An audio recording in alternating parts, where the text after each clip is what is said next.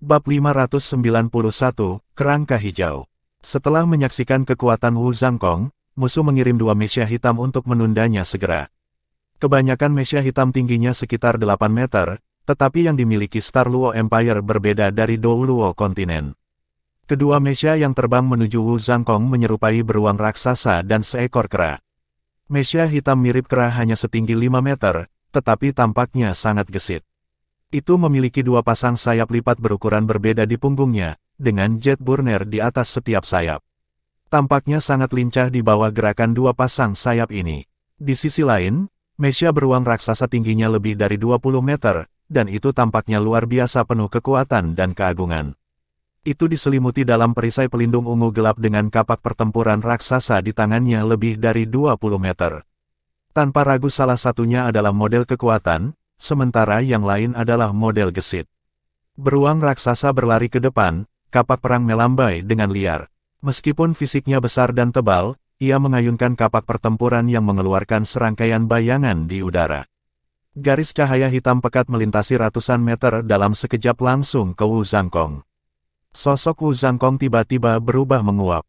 Sky Ice Battle Armor di tubuhnya memancarkan cahaya seperti mimpi ketika helai perak berubah menjadi es, menembak keluar dari tubuhnya. Sinar hitam tidak memotong apapun, seolah-olah Wu Zhangkong mengubah dirinya menjadi kabut es yang tidak bisa ditahan. Dengan kilatan cemerlang, Wu Zhangkong muncul di langit di atas Mesya beruang raksasa. Semua embun beku berkumpul dalam sekejap dan berguling ke arah lawan seperti jaring besar.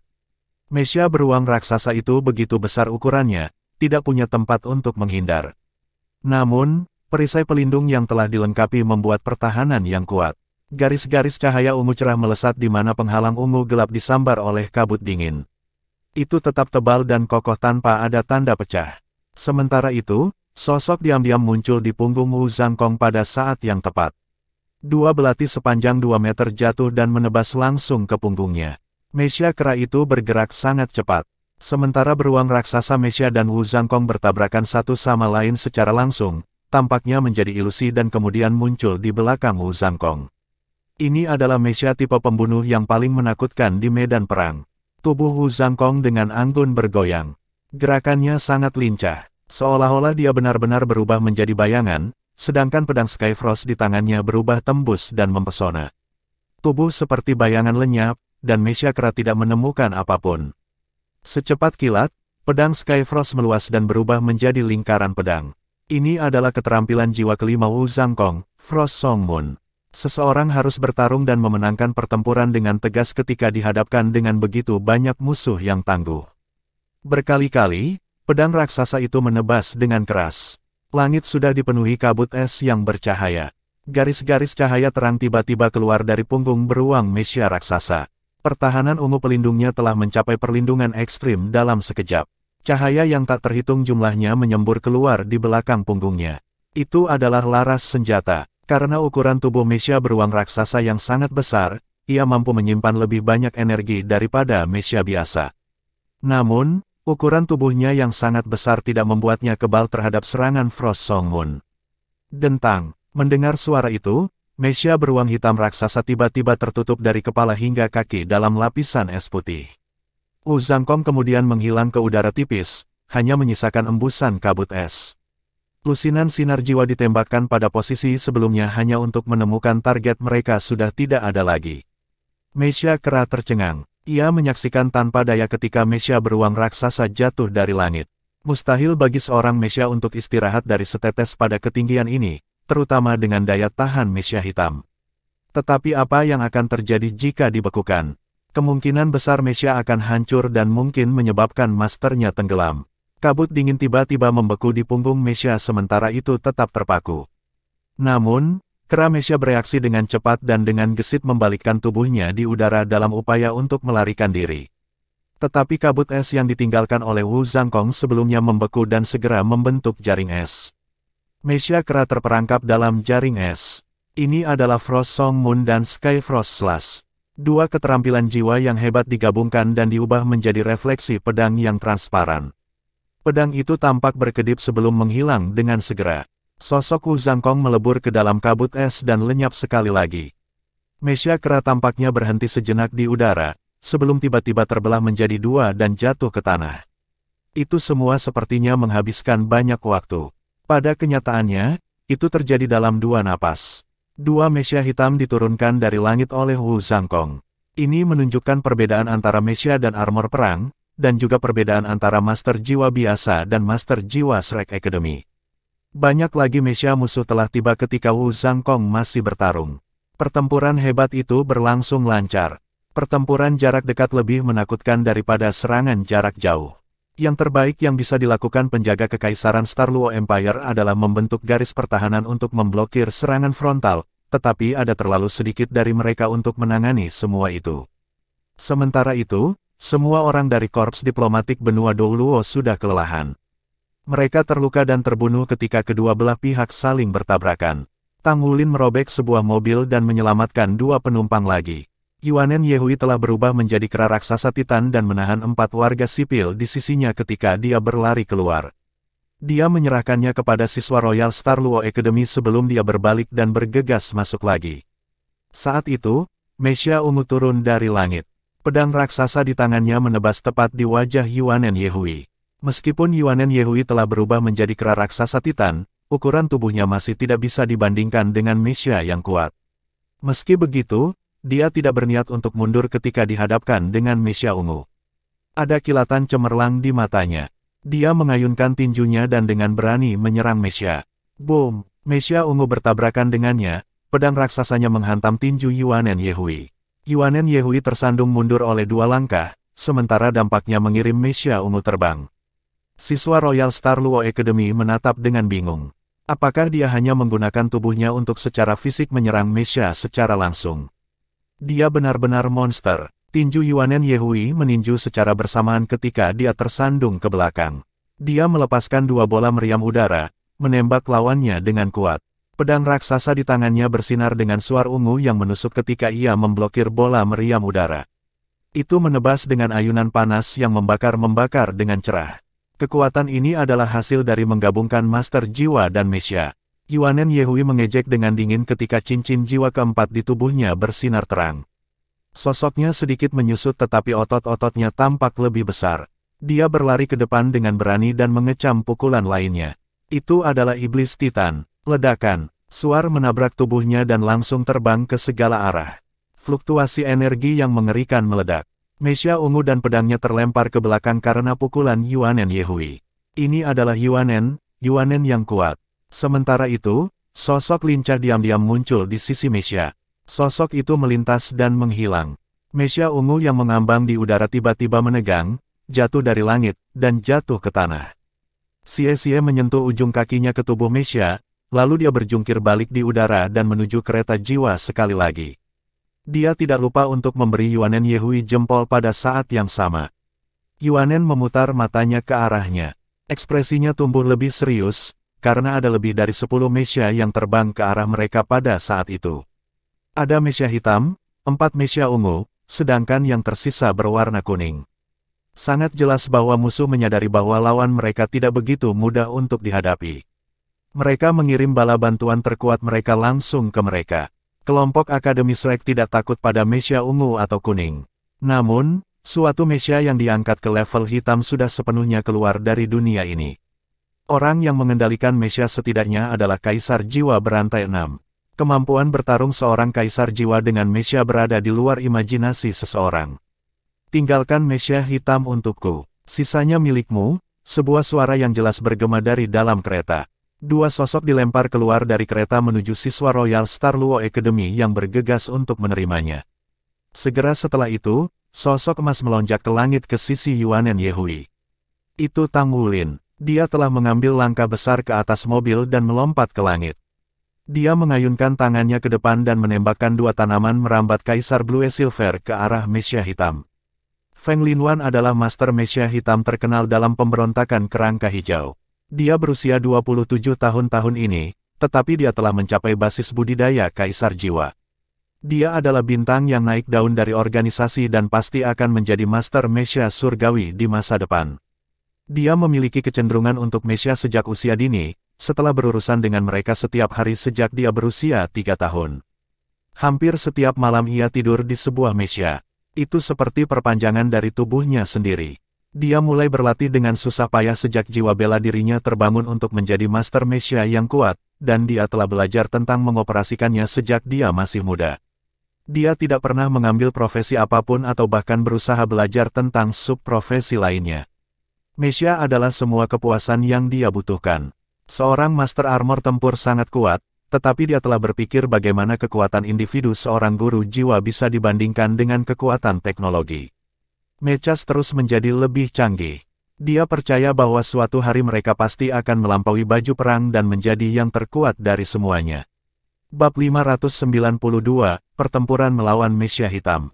Di usianya yang baru 26 tahun, ia telah mengalahkan sebagian besar rival yang dimilikinya dalam organisasi dan akhirnya memperoleh Mesya Hitam milik dirinya sendiri. Bahkan ada satu waktu ketika dia menghabiskan 3 hari dan malam tidur di Mesya Hitam. Cita-citanya adalah menjadi Tuan Mesya terkuat dan terkuat di benua Bintang Luo. Dia telah bekerja menuju tujuan ini selama ini, dan operasi saat ini telah diatur dengan baik. Organisasi itu ingin mengandalkan kekuasaan untuk mengatasi para perwira tinggi lainnya dan menyerang korps diplomatik di benua Douluo. Kekaisaran Bintang Luo begitu kuat sehingga membuat waktu yang sulit bagi pemberontakan untuk bertahan hidup.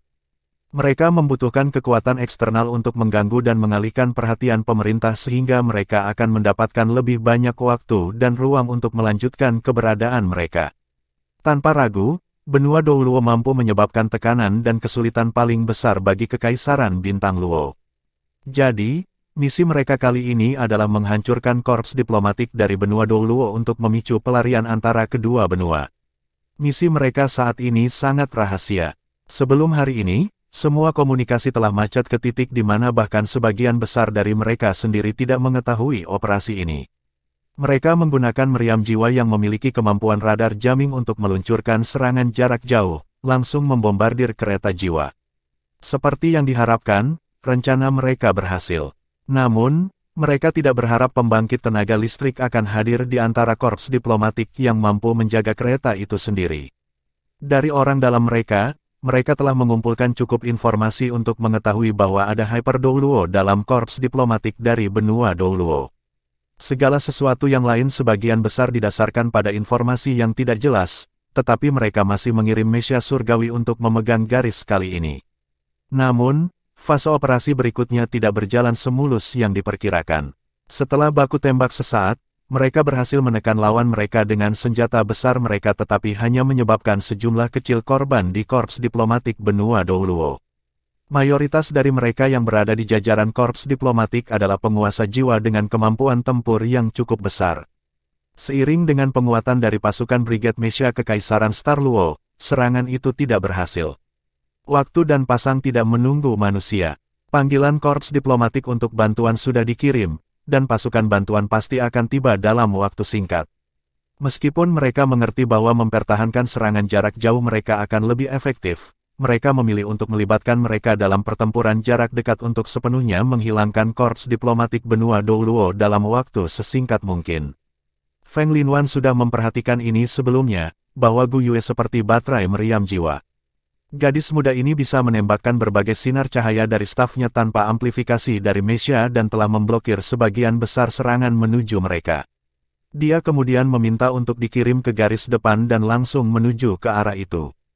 Namun, ketika dia hendak mendekati mobil, dia membentangkan kedua tangannya ke belakang, dan 2 palu perang jatuh ke tangannya. Dia mengandalkan kemampuan tempur Mesya Hitam yang kuat. Palu perang itu adalah senjata yang mampu menyebabkan kehancuran massal, membuatnya jauh lebih efektif daripada pedang atau pisau pada banyak kesempatan. Kedua palu perang kolosal memancarkan cahaya gelap yang sama gelapnya dengan tinta setelah dia mengisinya dengan energi. Palu perang kemudian meraung melintasi cakrawala dan mendarat langsung ke atas mobil. Namun, sosok tiba-tiba muncul di layar di depan wajah Feng Linwan saat ini. Itu adalah seorang anak laki-laki yang tampaknya berumur kurang dari 15 atau 16 tahun. Dia melonjak ke langit saat dia secara mengejutkan melepaskan 3 cincin jiwa ungu dan cincin jiwa hitam dari tubuhnya. Dia memiliki cincin jiwa 10.000 tahun bahkan ketika dia hanya seorang guru jiwa 4 cincin. Feng Linwan terkejut. Ini adalah pertama kalinya dia menyaksikan hal seperti itu. Kemudian, Dia melihat cincin jiwa hitam di tubuh anak muda itu tiba-tiba menjadi cerah. Tanaman merambat setebal paha berkilauan dengan cahaya biru gelap saat itu tepat melonjak ke arahnya. Dia samar-samar bisa melihat pancaran keemasan gelap pudar yang berasal dari dalam tanaman merambat. Mereka tampak seperti naga dan menyebabkan sosok bocah itu menyusut dengan cepat ketika tanaman merambat menyembunyikan sosoknya. Jiwa bela diri macam apa ini? Ekspresi arogan muncul di sudut mulut Feng Linwan saat rasa ingin tahu menguasai dirinya. Tidak peduli seberapa kuat cincin jiwanya, bocah ini masih tidak lebih dari seorang guru jiwa berdering 4. Feng Linwan sebenarnya adalah kaisar jiwa 6 cincin. Sebagai tambahan, bagaimana mungkin lawannya bisa menjadi lawannya ketika ia memiliki mesya hitam? Mesya hitam dari kecepatan tinggi awal hingga berhenti melengking. Kemudian, palu perang di tangan kanannya melesat keluar seperti artileri berat saat menuju langsung ke Tang Wulin. Gaya serangan favorit Feng Linwan adalah untuk menekan musuh melalui kekuatan absolut. Dia adalah master jiwa sistem kekuatan dan paling ahli dalam menundukkan laki-laki melalui kekuatan belaka.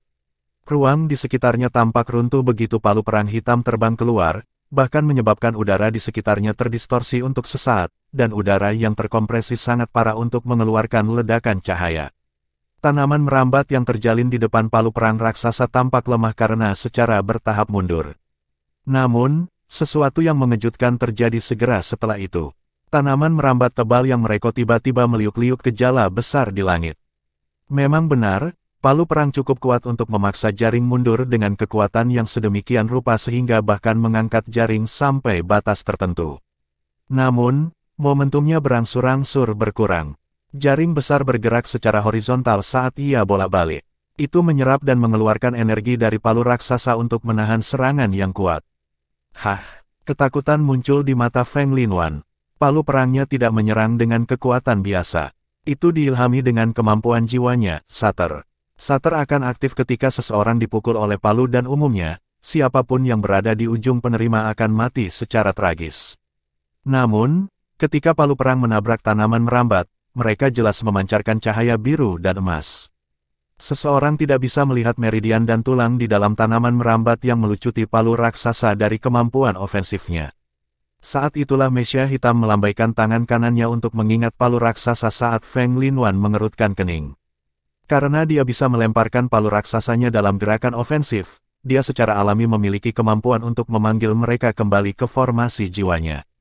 Namun, pohon anggur tiba-tiba melilit di sekitar palu raksasa miliknya dan segera, bocah lelaki yang dia lihat sebelumnya tiba-tiba muncul, bergoyang lembut dan terbang ke puncak palu raksasa dengan momentum yang didapatnya dari mengayunkan pohon anggur.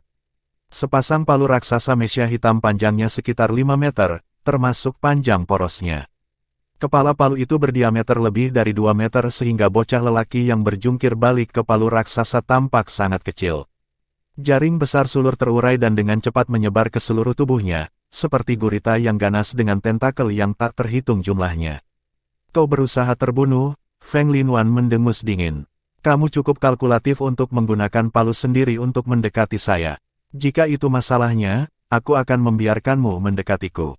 Petik 1. Sinar gelap melintas dan tiba-tiba, sosok hitam setinggi 5 meter muncul di sebelah mesya hitam Feng Linwan. Itu adalah beruang raksasa perak gelap yang memancarkan sinar gelap di sekitar tubuhnya saat matanya diwarnai merah. Itu adalah Dusk Silver Bear, jiwa roh ketiga Feng Linwan juga jiwa-jiwanya yang terkuat. Meskipun Dusk Silver Bear tidak bisa dibandingkan dengan Dusk Gold Red Claw Bear atau Dusk Gold Bear, itu masih ahli dalam hal kekuatan mentah. Selain itu, mesya Feng Linwan secara ajaib kompatibel dengan Dusk Silver Bear-nya. Itu bisa mengandalkan kekuatannya dan mengakses sepasang palu 2.500 kg yang dilengkapi dengan mesya hitamnya. Kompatibilitas ini menjadikannya mesin pembunuh. Beruang Dusk Silver adalah jiwa roh. Mesya hitam mengulurkan tangan kanannya, dan Dusk Silver Bear melangkah ke telapak tangannya sebelum berlari ke arah Tang Wulin yang terbang kembali ke puncak palu seperti bola cahaya hitam. Senyum bangga telah muncul di wajah Feng Linwan.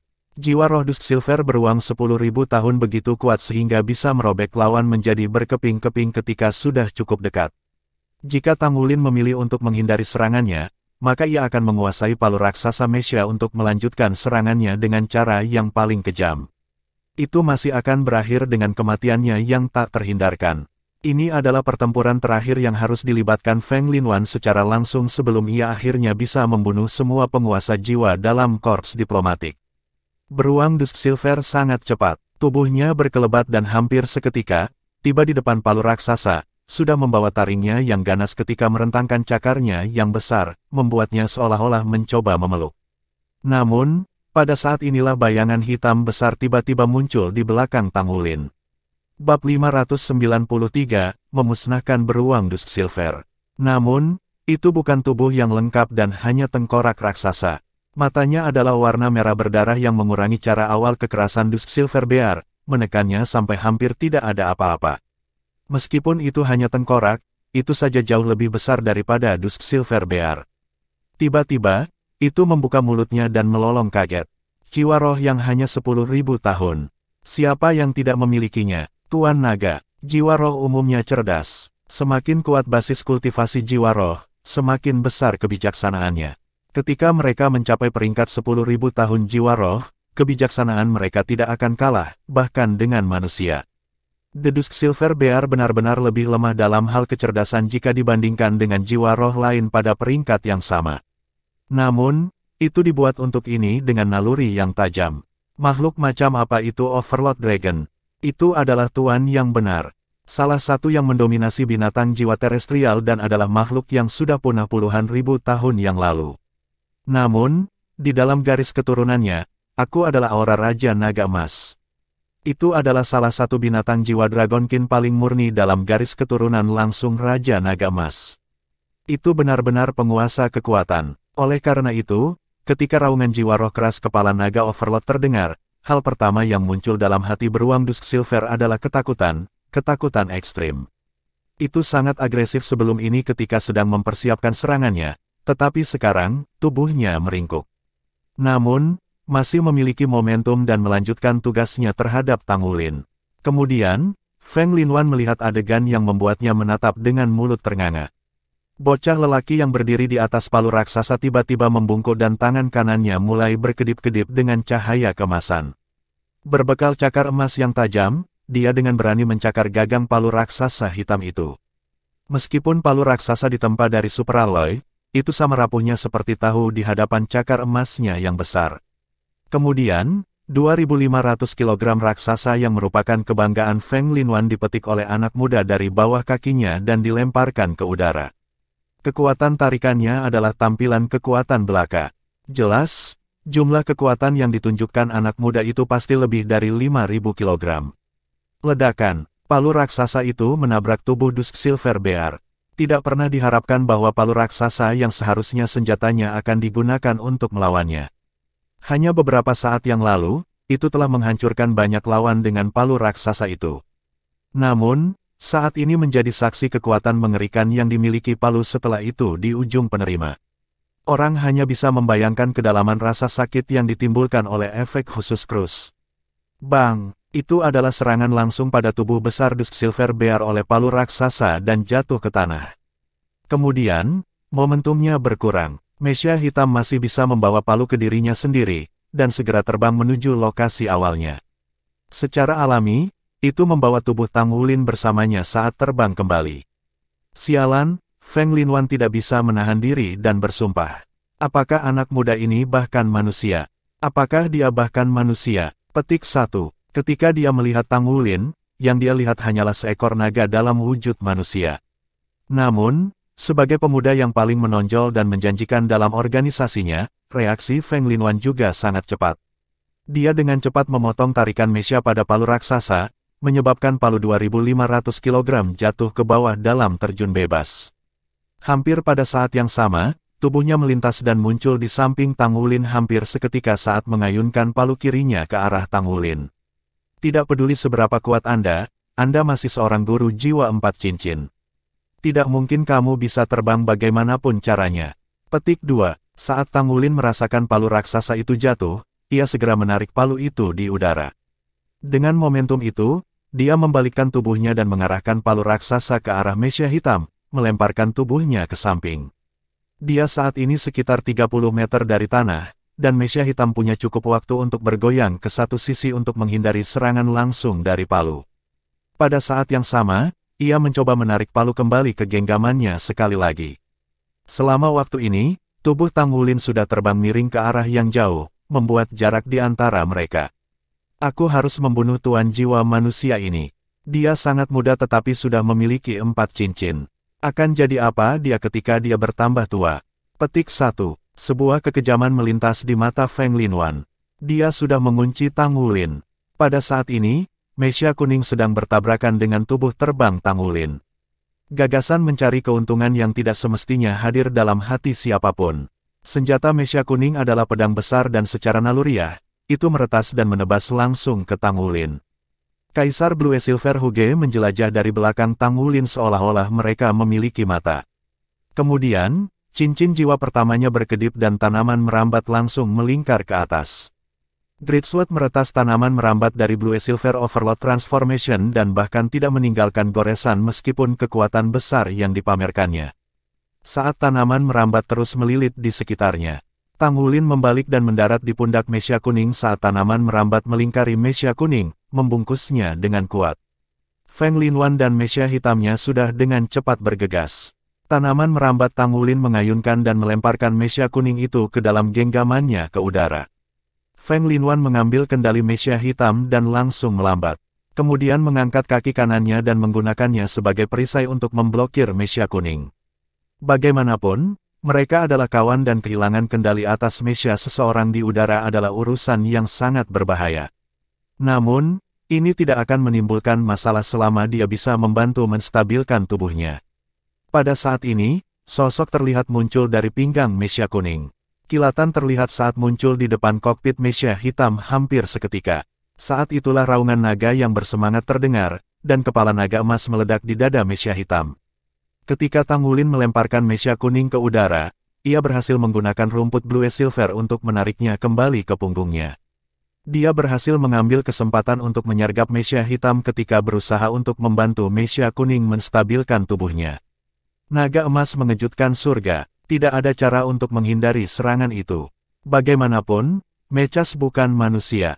Tidak peduli seberapa terampilnya seseorang dalam mengoperasikannya, tidak mungkin bagi seorang mesia untuk memiliki kemampuan manuver dari tubuh manusia.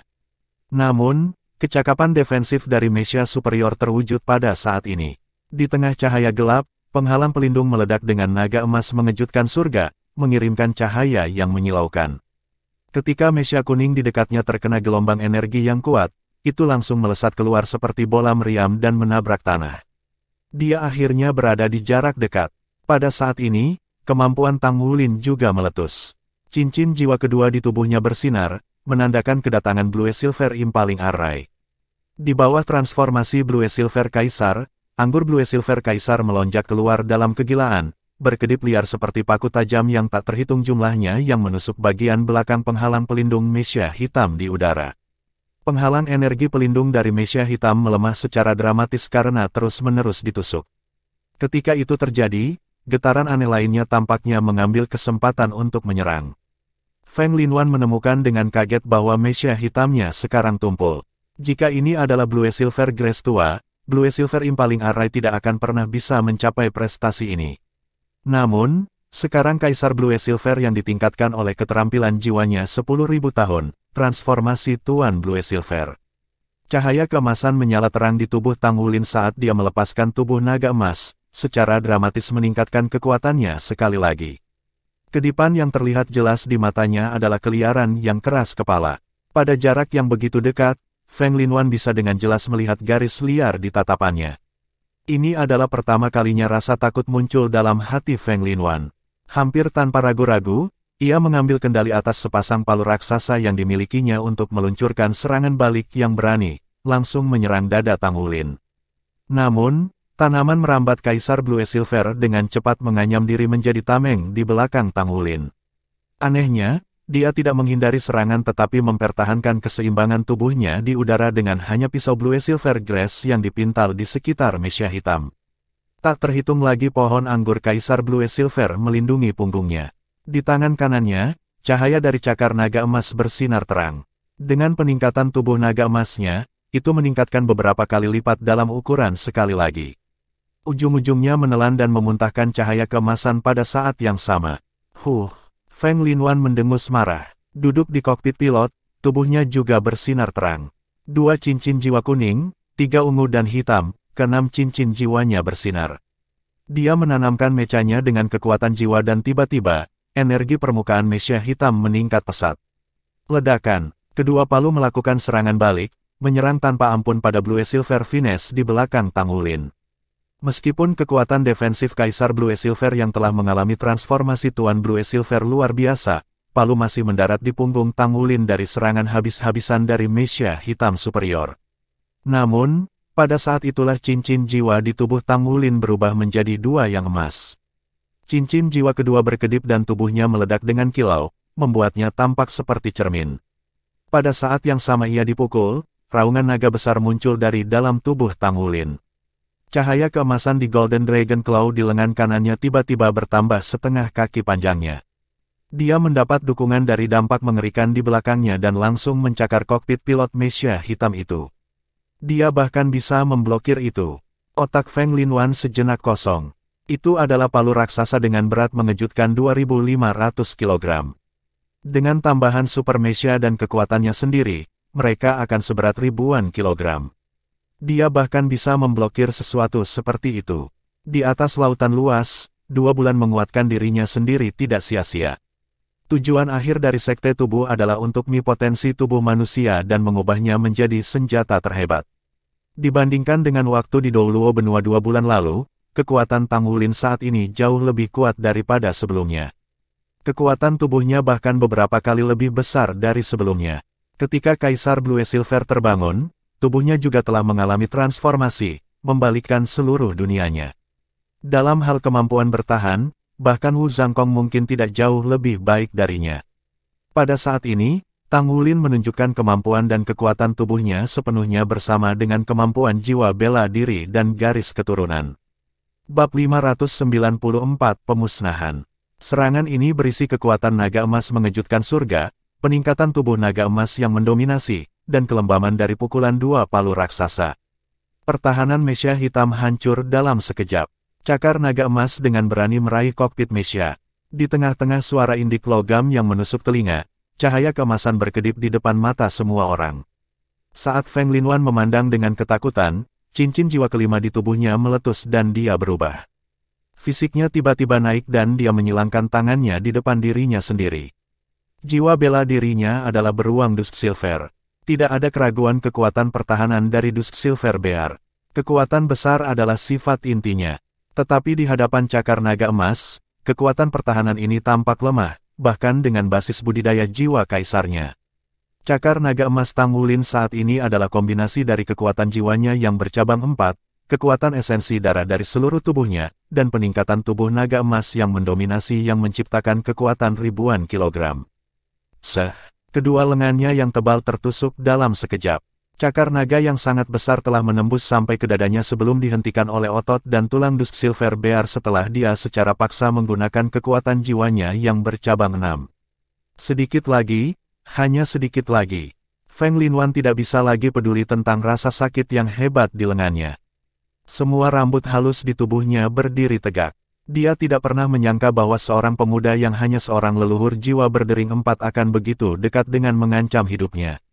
Dekat. Starlight mulai bersinar cemerlang di cakar naga emas. Tekanan pada lengan Dusk Silver Bear langsung terangkat.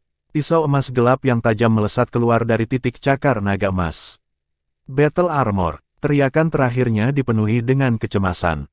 Feng Linwan memandang ketika bilah emas gelap menusuk tanpa ampun ke dadanya. Cahaya di matanya dengan cepat redup. Pada saat itu, pikirannya dipenuhi dengan penyesalan. Dia menyesali kenyataan bahwa dia telah mengambil musuhnya terlalu ringan karena kecerobohan, tetapi lebih dari penyesalan, dia kagum. Dia tidak pernah berpikir bahwa ada guru jiwa yang bisa mencapai prestasi seperti itu di 4 cincin. Mata Tang Wulin yang tumpul dan menatap sekarang dicampur dengan sedikit lega dan relaksasi. Dengan dia memuntahkan seteguk darah segar, memercikkannya di permukaan mecha hitam. Pukulan besar ribuan kilogram ke punggungnya, bagaimana mungkin dia tidak terluka. Mecha hitam membawanya dan sepasang palu raksasa saat mereka jatuh dari langit lurus ke tanah. Pertempuran itu masih dengan kekuatan penuh. Trio Yuanen Yehui, Yue Zhengyu, dan Ye Xinglan telah membentuk kekuatan tempur terberat dari tim Shrek. Namun, pada saat ini, orang-orang yang telah memusnahkan jumlah musuh tertinggi bukanlah mereka. Starwheel muncul diam-diam di bawah kaki Mesia kuning. Mekanisme kuning membeku seketika karena kehilangan semua kendali dari dalam. Tak lama setelah itu, jatuh ratusan meter dari langit. Staf es Starwheel bersinar lagi. Kilau cahaya bintang yang tak terhitung jumlahnya berkelap-kelip di langit. Serangan dari Mesia tiba-tiba menjadi kacau. Voli mereka berubah menjadi tembakan yang tersebar. Beberapa serangan bahkan mendarat di Mesia tetangga mereka, yang meledak dalam percikan api pada hambatan pelindung mereka. Kemampuan mengendalikan staf es Starwheel Su Xiaoyan dipajang. Dia mengoordinasikan serangannya dengan 3 lainnya dan serangan jarak jauh Gu Yue. Ketika mereka menghadapi selusin Mesia, mereka memegang tanah mereka tanpa memberikan konsesi sedikitpun. Mereka bahkan tidak mundur setengah langkah. Para siswa dari Royal Star Luo Academy yang menyelamatkan korban di kereta jiwa sudah lama tercengang melihat pemandangan itu. Di mata mereka, adegan-adegan yang dimainkan di depan mereka sungguh sulit dipercaya. Mereka semua berada di 4 cincin, tetapi bagaimana mereka bisa melakukan prestasi yang mereka sendiri berani tidak bayangkan. Yuanen Yehui melompat ke udara dan meringkuk tubuhnya. 2 pukulan dari air kanonnya menghancurkan 2 sinar cahaya pada musuh. Tubuhnya tiba-tiba menyusut di udara saat sepasang sayap hitam membentang di punggungnya. Dia mempercepat dengan cepat dan bergerak seperti bayangan ungu gelap. Dia melintas melewati sisi Mesia kuning yang tidak bisa menghindar tepat waktu. Di lengannya, cahaya dari armor pertempuran ungu gelapnya bersinar terang. Pedang bayangan setan miliknya meledak dengan kilat yang menyilaukan. Dengan mengerikan memotong kaki Mesia kuning. Tanpa pendorong pada kakinya, Mesia dengan cepat jatuh dari langit. Cahaya keemasan melesat keluar dari seluruh tubuh Yue Zhengyu. Dia langsung menyusul Yuanen Yehui di udara. Warna-warna hitam dan emas menyatu menjadi satu. Perpaduan malaikat jatuh dan malaikat suci tidak tampak terlalu harmonis. Namun, di dalam kekacauan, sinar pedang cemerlang yang berkelip hitam dan putih melintas di langit. Mesia ungu meledak di udara, tampak seperti kembang api yang gemerlapan. "Kapten!" teriak Su Lisi. Apa yang dia lihat adalah instan di mana sepasang palu raksasa Mesia hitam meluncurkan serangan balik mereka. Semua orang kemudian melihat semburan cahaya keemasan dan mendengar auman naga yang gembira. Mesia hitam itu jatuh dari langit. Tubuh Gu Yue menyala dengan cahaya perak dan dia sudah mengudara.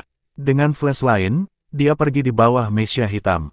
Tepat ketika dia akan bergerak, sesosok-sosok keluar dari Mesia hitam.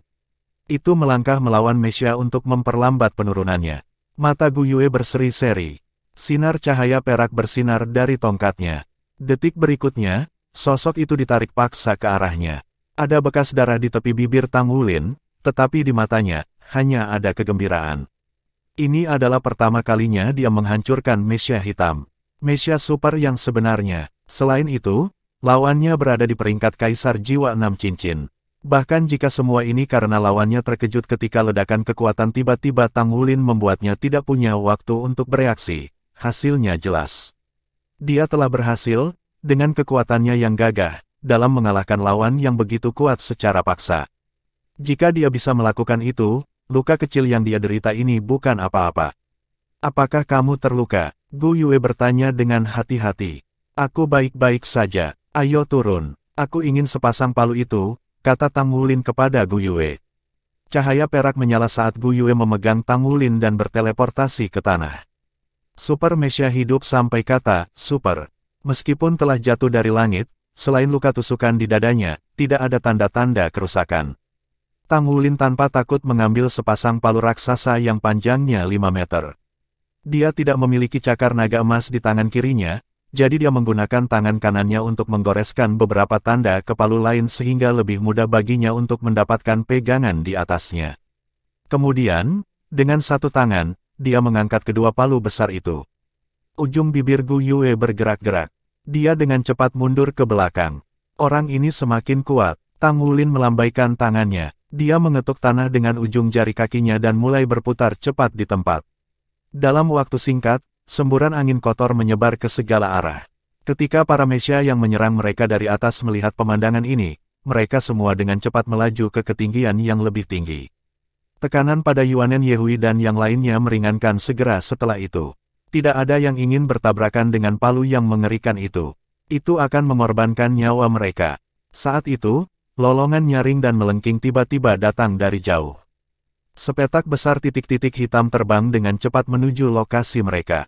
Anggota unit mekanisme kerangka hijau yang meluncurkan serangan mereka telah menerima pesanan baru dan dengan cepat membuat mundur mereka. Bala bantuan akhirnya tiba. Dari berputar-putar, Tang Wulin secara bertahap melambat hingga berhenti. Butuh semua yang dia miliki untuk menenangkan diri. Sepasang palu raksasa jatuh ke tanah, dan dia hanya bisa terengah-engah. Ada perasaan khawatir di dadanya. Luka sebelumnya entah bagaimana memburuk setelah dia tegang lagi. Mesia merah yang bertarung dengan Penatuakai melintas dan mundur dengan kecepatan yang luar biasa. Itu terbang dalam lingkaran di langit dan memblokir banyak serangan tindak lanjut. Penatuakai tidak mengejar, sebaliknya, dia turun dari langit dan berhenti di udara.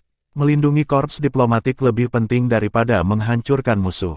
Dalam situasi ini, dia tidak akan mengambil risiko. Unit Mesia Green Skeleton mundur dengan sangat cepat. Bala bantuan yang berasal dari Star Luo Empire jelas militer. Itu semua adalah mekanisme standar yang berjumlah 300 unit. Beberapa dari mereka dikirim untuk melindungi orang-orang di bawah ini, tetapi mayoritas dari Mesia yang tersisa mengejar unit Mesia Skeleton hijau. Tang Wulin duduk dengan berat di tanah. Dia menggosok dadanya dan sedikit memamerkan giginya. Namun, ketika dia melihat Mesia hitam besar di sampingnya dan sepasang palu raksasa di samping tangannya, dia tidak bisa menahan tawa. Bab 595, Membuat Kekayaan. Objek-objek ini bernilai jauh lebih dari nilai moneternya saja. Perokok kecil itu berdiri. Tangannya menyala dengan cahaya dan mesia kuning muncul di sampingnya. Itu adalah mechanya sendiri. Dia cepat-cepat membuka palka kokpit mesia hitam, menarik mayat Feng Linwan dari sana dan meletakkannya di samping. Dia kemudian menyimpan mesia hitam dan sepasang palu raksasa di ruang penyimpanan mesianya. Mesia kuning juga tidak akan ditinggalkan. Tang Wulin meminta Wu Zhangkong untuk membantunya menyimpannya untuk saat ini. Guru Wu memiliki unit penyimpanan spasial yang besar. Dia bekerja sangat cepat. Ketika bala bantuan tiba di posisi mereka, dia sudah menyelesaikan semua bisnisnya. Teman-temannya berkumpul di sekelilingnya, menyaksikan semua yang dia lakukan. Yue Zhengyu menatap dengan mulut ternganga dan berkata, "Kapten, sejak kapan Anda memiliki ruang penyimpanan yang begitu besar? Ada apa dengan mesia kuning ini?" "Milikku, milikku, semua milikku." Tang Wulin tertawa kecil. "Pencari penjaga?" Yue Zhengyu terus menatap Tang Wulin. Tang Wulin tertawa. "Tenang, Guru Wu juga mengalahkan mesia hitam di sisinya. Semua orang akan mendapat bagian." Satu-satunya yang benar-benar tertarik pada mesia di antara mereka adalah Tang Wulin dan Su Lizhi, sementara yang lain menghabiskan lebih banyak energi mereka pada baju perang. Meski begitu, setiap bagian dari mesia bermutu tinggi adalah harta yang sangat berharga. Semua yang lain sama, nilai dari jumlah alloy semacam itu saja akan cukup sulit untuk diperkirakan. Selain itu, meskipun mesia tingkat tinggi sulit dikendalikan oleh orang lain karena ketidakcocokan dengan jiwa bela diri mereka sendiri, memodifikasi satu sehingga cocok untuk diri sendiri jauh lebih mudah daripada membangun mesia baru dari awal. Mesia mantan Feng Linwan adalah mesia humanoid langka di jajaran pemberontakan kerangka hijau. Itu sangat mirip dengan gaya mesia di benua Douluo. Secara alami, ini akan menjadi yang termudah untuk dimodifikasi. Di pihak Star Luo Empire, reaksi mereka cepat. Hingga 100 mesia membentuk barikade pelindung di sekitar kereta jiwa.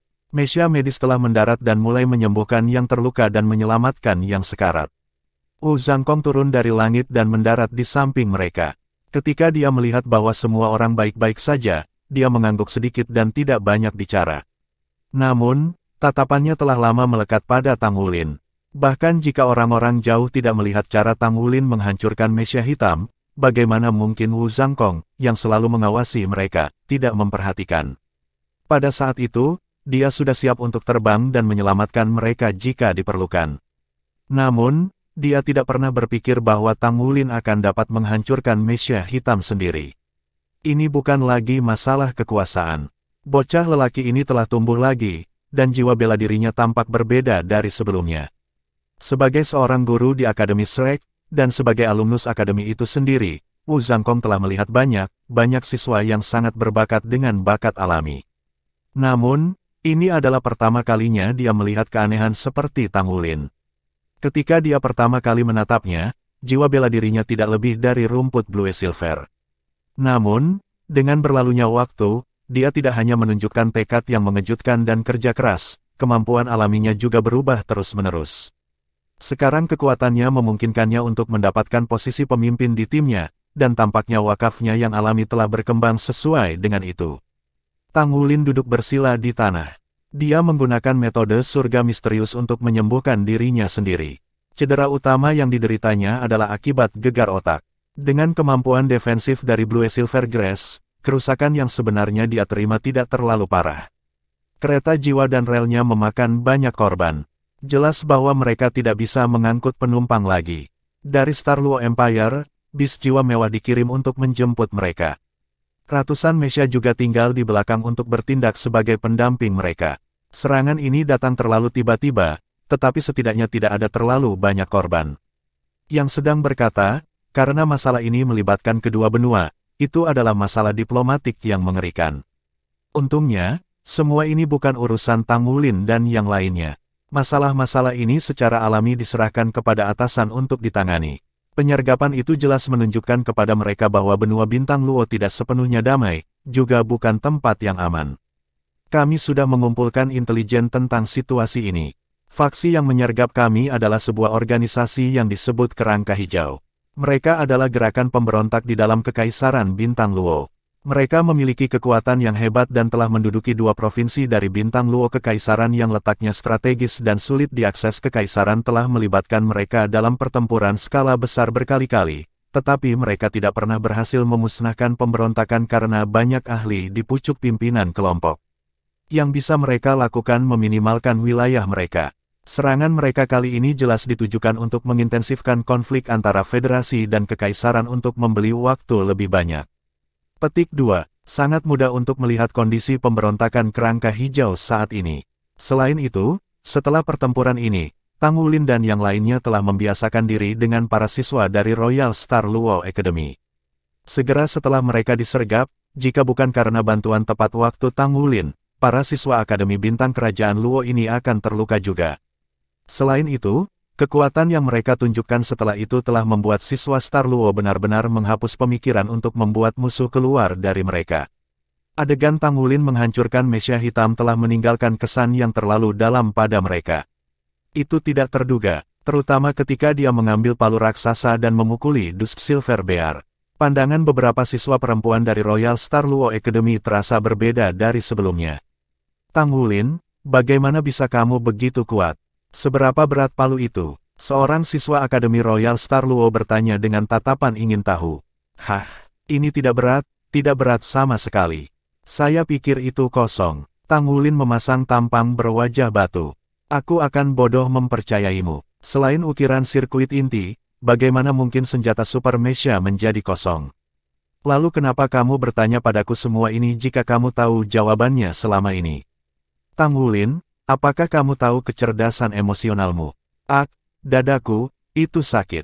Aku terluka sekarang. Biarkan aku tidur sebentar. Menjamu seseorang jelas bukan keahlian Tang Wulin, terutama ketika dia tidak punya niat untuk menjadi teman baik dengan para siswa Royal Star Luo Academy ini. Xie duduk di ujung bas jiwa. Anggota tim Shrek lainnya dengan suara bulat menyetujui pengaturan ini. Orang itu adalah kutukan jujur kepada Tuhan. Dia bahkan tampaknya memiliki kemampuan menakutkan untuk mengubah yang tidak mungkin menjadi kenyataan. Xie benar-benar merasa bahwa mereka tidak adil padanya. Namun, ketika dia melihat tatapan jahat yang diberikan semua orang, dia diam-diam pergi ke tempat yang ditugaskan di belakang bas dan menggambar lingkaran. Di bawah perlindungan pengawalan Mesya, sisa perjalanan berjalan mulus dan lancar. 2 hari kemudian, mereka akhirnya tiba di ibu kota Star Luo Empire, Star Luo City, yang duduk di wilayah inti benua Star Luo. Bintang Luo City sangat luas, tetapi masih memiliki tembok di sekitarnya yang sudah menjadi pemandangan langka di benua Dou Luo. Itu lebih mirip kota kuno. Ada serangkaian senjata jiwa di atas tembok yang membentuk sistem pertahanan kota. Ini lebih jauh menyoroti kekacauan Kekaisaran Bintang Luo. Namun, begitu mereka memasuki kota, sensasi akrab mulai muncul. Jalan-jalan penuh dengan orang banyak yang ramai. Selain gaya arsitektur dan selera mode orang-orang yang sedikit berbeda dari benua Douluo, tidak ada banyak perbedaan. Setelah berlayar di kapal untuk waktu yang lama dan kelelahan karena perjalanan yang panjang, mereka akhirnya tiba di sebuah kota. Orang-orang dari Akademi Shrek merasa nyaman. Akomodasi mereka diatur di Grand Star Luo Hotel yang mewah. Mungkin untuk mengimbangi kejutan yang dialami anggota korps diplomatik, bahkan siswa seperti Tang Wulin dan yang lainnya ditampung di suite yang sangat indah. Grand Star Luo Hotel memiliki gaya arsitektur yang mewah. Emas dan putih adalah tema utamanya. Bangunan itu muncul seolah-olah emas dan batu giok bersaing satu sama lain di semua sudut. Saat dia memasuki ruangan, Tang Wulin memasang wajahnya di tempat tidur. Sebenarnya, dia tidak begitu lelah. Mengingat kondisi tubuhnya, tidak mudah baginya untuk lelah secara fisik, namun kelelahan spiritualnya tampak jelas. Dibandingkan dengan yang lain, penyiksaan yang tidak manusiawi selama 2 bulan tidak diragukan lagi telah meningkatkan kekuatan spiritualnya, tetapi itu juga membawa kelesuan dalam jumlah yang besar. Sekarang, satu-satunya harapannya adalah tidur nyenyak. Dia dengan cepat memudar menjadi tidak sadar. Tempat tidur empuk dengan mudah membuat orang merasa butuh istirahat. Sayangnya, tepat pada saat itu, seseorang tiba-tiba mengetuk pintu Tang Wulin. "Siapa ini?" Tang Wulin terdengar grogi. "Ini aku," terdengar suara yang akrab. Tang Wulin bangkit dengan enggan. Dia pergi dan membuka pintunya. Bukankah itu Gu Yue di sisi lain? Gu Yue melihat ekspresi mengantuknya. "Anda lelah?" Aku sangat mengantuk." Tang Wulin kembali ke tempat tidurnya dan berbaring di atasnya. Kesadaran Tang Wulin kabur lagi. Gu Yue sudah berjalan perlahan ke sisi tempat tidurnya. Setetes perak samar melintas di matanya.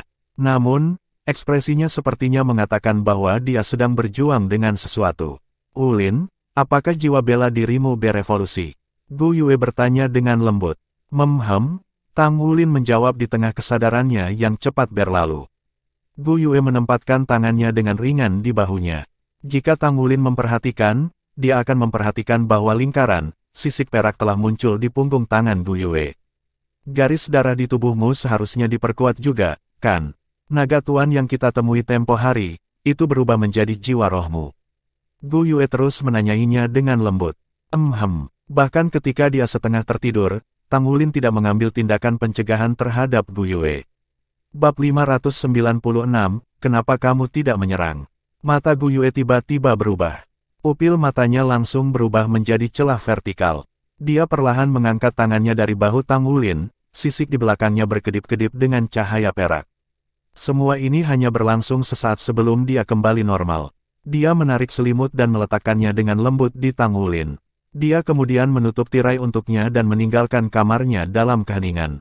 Napas Tang Wulin bahkan sekarang, dan dia tertidur lelap. Ketika dia kembali ke kamarnya, Gu Yue menutup pintu. Dia melambaikan tangan kanannya dengan lembut. Lapisan perak bercahaya samar menyelimuti seluruh ruangan. Di tengah kegelapan yang suram, sesosok-sosok muncul tanpa suara. Itu adalah seorang pria yang seluruh tubuhnya diselubungi oleh jubah hitam. "Mengapa kamu tidak menyerang?" Bahkan roh-roh Tuan Naga itu menyerahkan dirinya dengan sukarela kepadanya dan memilih untuk menjadi miliknya. Itu adalah bukti yang cukup bahwa garis keturunan Raja Naga Emas dalam dirinya sangat murni. Seharusnya mustahil bagi garis keturunan untuk terlahir di benua Douluo. Pasti ada beberapa alasan di balik ini. Setelah kamu mengekstrak garis keturunannya dari tubuhnya, semuanya akan terungkap. Pada saat itu, jika kamu bisa menyerap garis keturunan, maka mungkin kamu bisa. "Cukup," nada suara Gu Yue sedingin es. Dia nyaris tidak mengangkat suaranya, tetapi kata-kata pria yang mengenakan jubah hitam itu tiba-tiba berhenti. Dia kemudian jatuh dengan satu lutut dan menundukkan kepalanya. "Kamu boleh pergi. Kita perlu mempercepatnya. Aku sudah memikirkan cara," kata Gu Yue datar. "Nona, bagaimana dengan Naer? Apakah kita akan terus membiarkannya seperti ini?" Pria berpakaian hitam berkata dengan suara lembut. Gu Yue menjawab dengan datar, "Itu juga salah satu alasan mengapa saya belum menyentuh Tang Wulin. Semuanya terjadi karena dia dan harus diselesaikan olehnya. Saya harus menyelesaikan taruhan saya dengan Naer. Setelah semua ini diselesaikan dengan lancar, saya secara alami akan mengambil langkah pada Tang Wulin. Yang perlu Anda lakukan adalah mengambil alih semua yang harus kita kontrol di sini sesegera mungkin." Petik 2. "Ya, Pria berpakaian hitam itu menjawab dengan sopan dan perlahan berdiri. Tanpa suara, dia bergabung dengan kegelapan yang suram sekali lagi dan menghilang tanpa jejak. Gu Yue melambaikan tangan kanannya, dan warna perak di dalam kamarnya diam-diam menghilang. Dia pergi ke jendela dan dengan lembut mendorongnya terbuka. Pandangannya beralih keluar, hari sudah senja, dan sisa-sisa sinar matahari terbenam secara bertahap memudar. Malam itu menimpa mereka. Pikiran dalam benaknya perlahan berubah menjadi hampa kosong, dan arwahnya memudar. Tampaknya pada saat ini, semuanya tiba-tiba menjadi tidak berarti. Gu Yue jelas merasa bahwa dia sedikit tersesat dan mungkin bingung. Ketika Tang Wulin bangun dari tidurnya, dia merasa benar-benar segar. Dia meregangkan tulang-tulang malasnya, dan perutnya langsung mengeluarkan suara seperti guntur. Dia sangat lapar. Anehnya, dia belum makan apapun sebelum tertidur pada hari sebelumnya. Itu tak termaafkan. Tang Wulin tiba-tiba merindukan guru Mu Ye. Meskipun ketika Mu Ye bersamanya, dia terus-menerus menjalani pelatihan khusus yang seperti penyiksaan murni. Namun, ada sebuah kegembiraan. Setelah setiap sesi pelatihan, guru Mu Ye akan membawakannya makanan bergizi ekstra. Dalam 2 bulan itu, dia telah mencicipi hampir setiap kelezatan di laut setidaknya sekali. Itu juga salah satu alasan utama tubuhnya berkembang begitu cepat. Cedera yang dideritanya ketika dia bertabrakan dengan mesia hitam sudah lama sembuh. Kemampuan penyembuhan diri dari tubuhnya sangat kuat, jadi Tang Wulin tidak perlu khawatir sama sekali. Semuanya selesai dalam pola yang jelas dan teratur. Dia membuka jendela dan udara pagi yang segar masuk ke dalam ruangan. Angin sepoi-sepoi yang lembut membawa sedikit embun pagi dan memberinya perasaan yang sangat segar dan segar kembali. Dia melihat ke ufuk timur dan menunggu tanda-tanda awal fajar. Saat itu, jendela kamar sebelah juga terbuka. "Wulin," terdengar suara Gu Yue. "Ada apa?" Tang Wulin bertanya sambil tersenyum. Gu Yue menatapnya dan sedikit menggelengkan kepalanya. "Bukan apa-apa, aku hanya ingin memanggil namamu tiba-tiba." Tang Wulin tertawa terbahak-bahak. "Aku pikir kamu datang tadi malam, benarkan?" Aku ingin mengajakmu jalan-jalan, tapi ketika aku melihatmu mengantuk, aku menyerah," kata Gu Yue lembut. "Tentu, kalau begitu mari kita pergi hari ini. Kita diberi waktu 3 hari untuk istirahat, kan? Sama juga, aku ingin mengamati adat istiadat dan tata krama lokal Star Luo City. Haruskah kita mengundang yang lain juga?" Gu Yue menggelengkan kepalanya. "Aku hanya ingin keluar denganmu. Jangan panggil yang lain." Tang Wulin sedikit terpana. Namun, perasaan hangat tiba-tiba muncul di dalam hatinya. Meskipun Gu Yue selalu agak disibukkan dengan beberapa masalah atau yang lain, dan dia kadang-kadang bahkan memberi orang perasaan bahwa dia tidak menyukai orang asing, dia jelas bisa merasakan rasa mengandalkan yang dia miliki terhadapnya. Mengenali dia selama ini, dia bisa mengalami perubahan suasana hati yang tiba-tiba dan membuatnya tetap berada dalam jangkauan lengan. Namun, setiap kali dia dalam semacam bahaya, dia akan selalu muncul di sisinya pada saat itu juga. "Baiklah," Tang Wulin setuju. "Namun, setelah aku selesai menanam mata iblis unguku nanti, aku ingin mengambil sesuatu untuk dimakan dengan cepat. Aku sangat lapar." Gu Yue tertawa terbahak-bahak. "Kupikir aneh kalau kamu tidur tadi malam tanpa makan apa-apa. Itu tidak seperti kamu." "Apa yang tidak seperti aku?" Tang Wulin bertanya. "Lagi pula kau seorang pelahap. Jadi itu yang kau pikirkan tentangku?" "Aku sedih." Tang Wulin memasang ekspresi sangat sedih. Gu Yue tersenyum sedikit. "Kalau begitu jangan sarapan pagi ini jika bisa, dan aku akan mengambilnya kembali."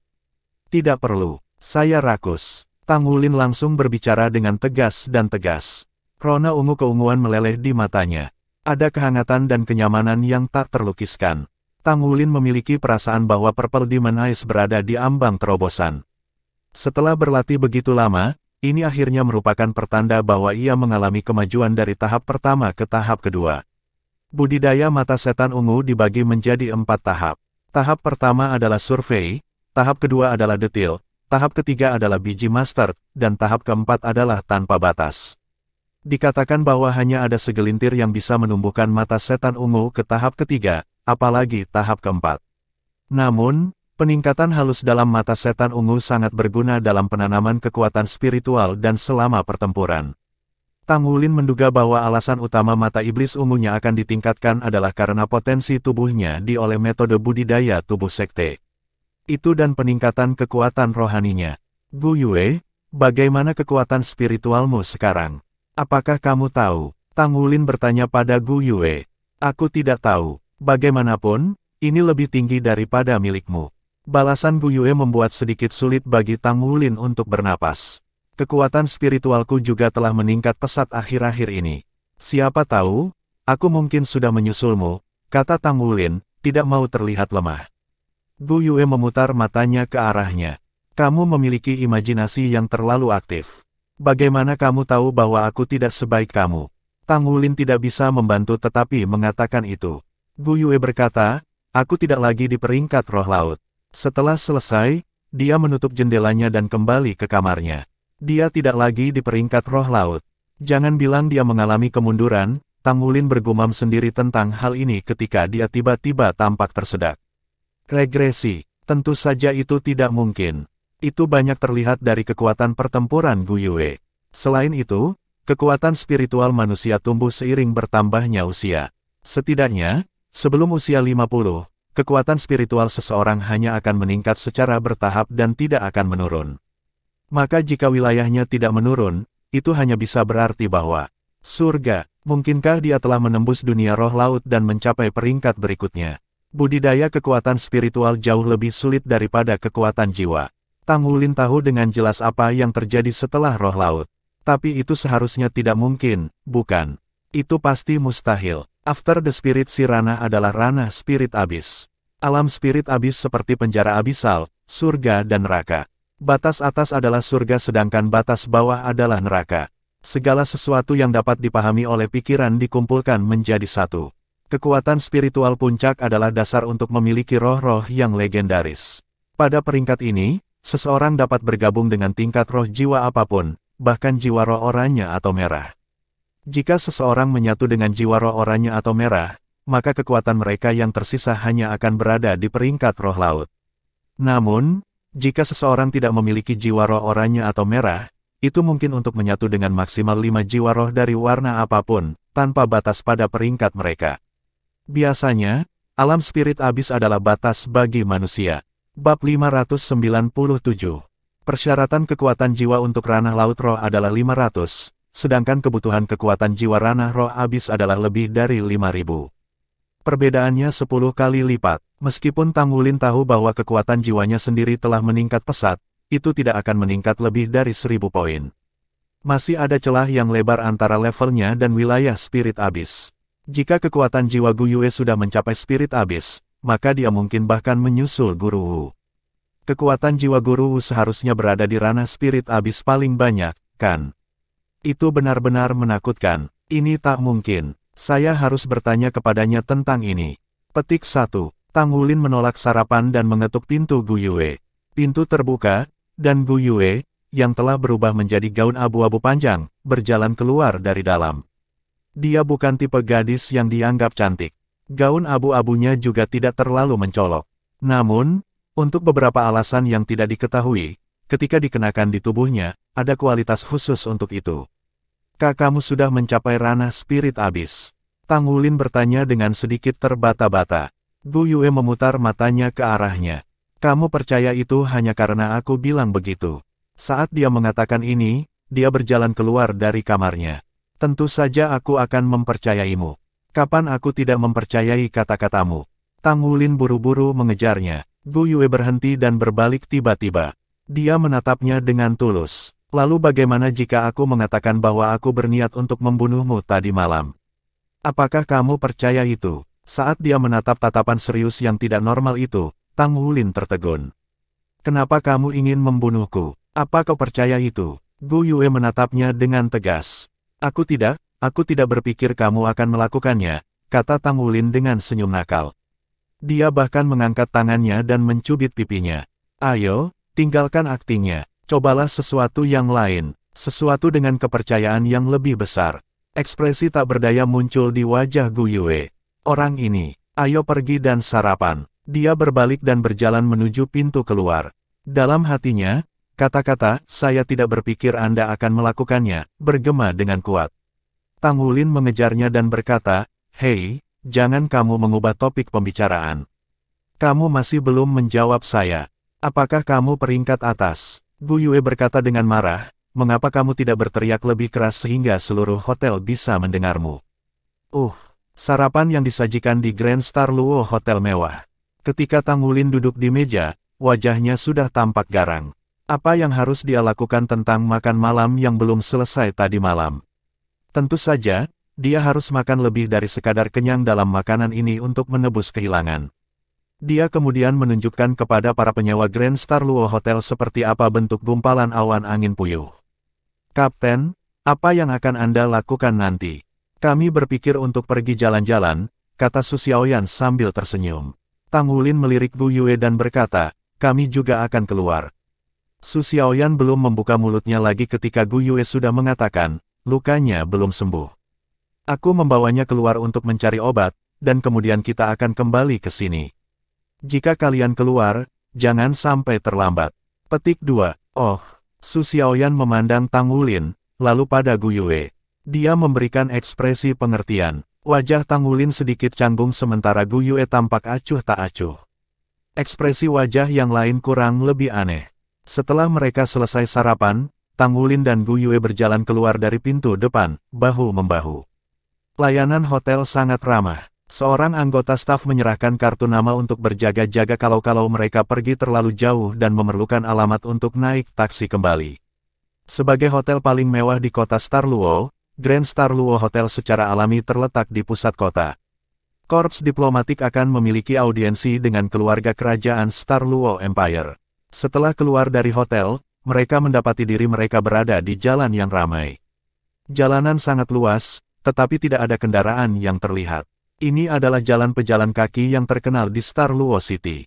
Itu juga jalan terluas dan disebut Star Luo Avenue. Ada banyak sekali toko yang mengapit jalan. Bangunan-bangunan dibangun dengan gaya antik dan agak menyerupai Heaven Dou City. Tangan Tang Wulin terjalin di belakang kepalanya saat dia berjalan di jalan dengan senyum tipis di wajahnya. Gu Yue berjalan di sampingnya. Sikapnya tenang, dan matanya menatap lurus ke depan. Hei, apakah kamu benar-benar keluar untuk berjalan-jalan? Kamu bahkan tidak melihat toko-toko di sekitarnya. Tang Wulin tertawa kecil dan bertanya pada Gu Yue. Gu Yue meliriknya. Bagaimana kamu tahu bahwa aku tidak melihat? Kekuatan spiritualku sudah cukup untuk menjadi mataku. Lupakan, Tang Wulin memutar matanya. Setiap kali dia berpikir kekuatan spiritual Gu Yue mungkin telah mencapai pangkat spirit abis, dia merasa lebih tertekan. Jika itu benar, maka kekuatan pertempuran Gu Yue bukan yang dia lihat sebelumnya. Dia pasti jauh lebih kuat dari itu. Untuk master jiwa dengan jiwa bela diri tipe elemental seperti dirinya, kekuatan dan kekuatan spiritualnya berbanding lurus satu sama lain. Gu Yue tiba-tiba tertawa. Idiot, kamu percaya itu hanya karena aku mengatakannya. Tidak mudah untuk mencapai ranah spirit abis. Tang Wulin sedikit terpana. Kau menarik kakiku. Gu Yue terkikik. Bagaimana kalau aku? Tang Wulin mengenakan topeng keras dan berkata dengan serius, Nona Gu Yue, apakah Anda geli? Hah? Gu Yue tertegun. Pada saat berikutnya, tangan Tang Wulin sudah mencapai di bawah ketiaknya. Haha, berhenti. Gu Yue berbalik dan berlari. Tang Wulin mengejar sambil tertawa. Kamu berani membodohiku. Aku tidak akan membiarkanmu pergi. Gu Yue berlari lurus ke depan ketika beberapa orang keluar dari toko tiba-tiba. Gu Yue berhenti secara naluriah, tetapi Tang Wulin menghantam punggungnya. Keduanya berada di jalur tabrakan dengan kelompok. Skram, terdengar suara yang dalam dan sengit. Tak lama kemudian, embusan angin busuk mencapai wajah mereka. Tang Wulin menghindar secara naluriah dan menempatkan dirinya di depan Gu Yue. Dengan pukulan, tamparan pria itu mendarat di punggung bahunya. Tubuh Tang Wulin bergoyang sedikit sebelum dia menenangkan diri. Penyerangnya juga terkejut. Dia telah memberikan banyak kekuatan dalam pukulan itu. Jika itu adalah orang biasa, mereka akan dikirim terbang. Kenapa kamu memukul orang? Gu Yue berteriak dengan lembut. Niat membunuh segera melonjak dalam matanya yang indah. Setelah Tang Wulin menenangkan diri, dia berbalik juga. Dia secara alami melindungi Gu Yue di belakang punggungnya. Orang yang telah memukulnya adalah pria jangkung dan berotot. Mereka adalah kelompok 4, dan dia adalah yang paling dekat dengan Tang Wulin dan Gu Yue. Mereka berempat adalah pria parubaya, semuanya mengenakan pakaian tradisional Cina. Mereka semua tinggi dan terlihat kuat, tetapi wajah mereka memiliki wajah parah. Keluar dari sini, pria itu tampak merasa menghina. Dia mengangkat tangannya untuk mendorong ke dada Tang Wulin. Mata Tang Wulin fokus. Dia mengangkat tangannya juga dan bertemu telapak tangan pria itu dengan tangannya. Telapak tangan pria berotot itu sangat besar, cukup besar untuk melingkari Tang Wulin. Pria berotot itu terkekeh. Dengan 5 jarinya meraih 5 jari Tang Wulin dan memutar dengan kuat. Preman itu heran dengan apa yang terjadi selanjutnya. Tangan Tang Wulin tampaknya telah dihujani perunggu dan dilemparkan ke besi. Itu tidak bergerak. Dengan pria berotot masih sok, Tang Wulin memberi tekanan dan memutar tangan kanannya juga. Lelaki itu merasakan suntikan rasa sakit luar biasa yang menjalar ke atas dari telapak tangannya. Dia berteriak kesakitan dan berlutut. Tang Wulin membenci kenyataan bahwa pria ini rela memukul seorang gadis, jadi dia tidak repot menahan diri. Dia memutar tangannya dengan kekuatan yang luar biasa. Pria berotot yang dihadapinya kuat, tetapi ia memucat dibandingkan dengan Tang Wulin. 3 preman lainnya segera berbalik ke arah mereka. Berangkat, sang jagoan terkemuka berteriak marah. Dia mengambil 1 langkah dan sudah di depan Tang Wulin. Saat itu, orang lain berjalan keluar dari toko yang baru saja keluar dari penjahat. Berbeda dengan berotot, orang yang berjalan keluar dari toko kali ini tidak tinggi, tetapi mungil dan mungil. Dia mengenakan gaun kuning muda yang melengkapi tubuhnya yang halus. Dia tampak berusia tidak lebih dari 15 atau 16 tahun. Dia sangat cantik, dengan rambut panjangnya jatuh bebas di belakangnya. Apa yang sedang kalian lakukan? Gadis muda itu baru saja keluar ketika dia melihat keributan. Dia tidak bisa membantu tetapi mengerutkan kening. Kemarahan di wajah pemimpin itu menghilang dengan segera. Dia berkata dengan sopan, "Yang mulia, itu adalah seseorang yang tidak mengawasi jalan. Kami akan segera mengirimnya ke jalan." Tang Wulin mendorong ringan dengan tangan kanannya dan mengirim pria itu dalam genggamannya terhuyung mundur. Dia meraih tangan Gu Yue, "Ayo pergi." Tidak mungkin preman-preman ini rela meninggalkan masalah pada saat itu. Mereka segera mengepung mereka berdua. Gadis muda berpakaian kuning yang berkata dengan kerutan, "Lupakan saja. Jangan membuat keributan." Keempat Muscleheads yang marah hanya berhenti di jalur mereka setelah itu. Namun, aura yang mereka rilis pada saat itu sedikit mengejutkan Tang Wulin. Gelombang kekuatan jiwa yang datang dari keempat pria ini jelas tidak lemah. Secara naluriah, Tang Wulin menoleh untuk melihat gadis muda itu, dan dia mengarahkan pandangannya ke arahnya juga. Mata mereka bertemu, dan Tang Wulin sedikit mengangguk ke arahnya. Gadis muda dengan gaun kuning itu agak terkejut. Meskipun Tang Wulin masih cukup muda, tubuhnya sudah tampak dewasa sepenuhnya. Dia jangkung, memiliki bahu lebar, dan matanya yang besar dipenuhi semangat. Di antara teman-temannya, penampilannya pasti bisa digambarkan sebagai pemandangan yang menakjubkan. Temperamen yang tanpa disadari keluar dari tubuhnya, lembut, tetapi dengan sedikit kekuatan, membuatnya lebih mudah baginya untuk menarik perhatian. Ketika gadis muda berpakaian kuning itu melihatnya, dia melihat matanya yang cerah. Senyum tipis muncul di wajahnya yang cantik, dan dia juga mengangguk ke arahnya. Tang Wulin menarik Gu Yue dan berjalan maju. Gu Yue berbalik untuk melihat pria berotot pertama. Sinar dingin melintas di matanya. "Lupakan, kita orang asing di tempat yang aneh." Tang Wulin jelas merasakan aura keras dari tubuh Gu Yue. Dia menarik pergelangan tangannya dengan ringan. Bab 598, tidak ada komentar. Lebih baik tidak menimbulkan masalah saat berada di negeri asing. Preman-preman tadi juga bukan orang biasa. Dia memukulmu, Gu Yue berbicara dengan dingin. "Aku baik-baik saja, kulitku tebal," kata Tang Wulin bercanda. Gu Yue berkata, "Tidak ada yang diizinkan memukulmu selain aku." Sudut mulut Tang Wulin berkedut. Dia tidak bisa menahan tawa keras dan bertanya, "Logika macam apa itu? Mengapa kamu diizinkan untuk memukulku?" Gu Yue mengangkat kepalanya. "Aku hanya diizinkan melakukannya. Apakah kamu punya sesuatu untuk dikatakan tentang itu?" Tidak ada komentar. Tang Wulin menyadari bahwa dia benar-benar tidak mampu berbicara kembali dengan Gu Yue setiap kali dia berbicara dengan cara yang serius. Gu Yue tersenyum lebar melihat bahwa dia tidak punya pilihan selain setuju. "Nah, begitulah. Ayo pergi." Dia memegang tangan Tang Wulin dan membimbingnya ke depan. Dia tampak dalam suasana hati yang lebih baik sekarang. Matanya yang indah memandang ke segala arah ketika dia mencari sebuah toko yang menarik minatnya. Lihat, ada toko yang menjual logam langka. Aku ingin tahu apakah logam langka Star Luo Empire berbeda dari milik kita. Ayo masuk dan lihatlah. Gu Yue menarik Tang Wulin ke dalam toko. Tang Wulin merasakan cahaya hangat di hatinya. Bagaimana mungkin seorang gadis seperti dia tertarik pada logam dingin es? Jelas bahwa dia melakukan ini hanya untuknya. Tang Wulin segera tertarik pada logam langka yang dipajang di rak-rak di sekitarnya ketika dia berjalan ke toko. Jenis logam langka Star Luo Empire jelas sangat berbeda dari yang ada di benua Dou Luo. Setelah berjalan melewati rak sekali saja, Tang Wulin memperhatikan bahwa hampir sepertiga logam tidak dapat dikenali olehnya. Halo, boleh saya bantu? Saya bisa memperkenalkan Anda dengan beberapa produk kami, kata penjaga toko sambil berjalan dengan sopan. Tang Wulin menggelengkan kepalanya. Tidak perlu. Apakah kamu memiliki palu emas?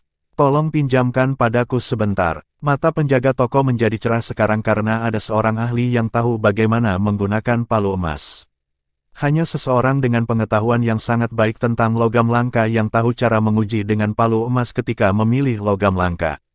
Seorang ahli bisa membedakan antara berbagai jenis logam dengan menggunakan palu untuk mengetuk mereka. Segera, palu kecil yang panjangnya setengah kaki dibawa ke tangan Tang Wulin. Dia berjalan ke depan rak display dan dengan lembut mengetuk logam biru yang belum pernah dia lihat sebelumnya. Ding! Suara renyah terdengar dengan gema pendek dan kuat, telinga Tang Wulin bergerak saat dia mengangguk dengan lembut. Dia bergumam pada dirinya sendiri, ini harus menjadi paduan yang sangat keras, dan memiliki kepadatan internal yang tinggi. Saya dapat mengatakan dari gema bahwa ia memiliki ego yang sangat kuat. Itu tidak akan sangat cocok untuk menyatu dengan kekuatan jiwa. Betapa limbah. Petik 2. Ding! Tang Wulin sedikit mengernyit saat dia mengetuk sepotong logam. Gema terdengar merdu. Itu hal yang baik, tetapi itu berlangsung terlalu lama. Itu menunjukkan bahwa logam itu cukup lemah pada dirinya sendiri. Ia memiliki afinitas terhadap unsur-unsur, tetapi volume yang tersisa setelah disempurnakan terlalu kecil.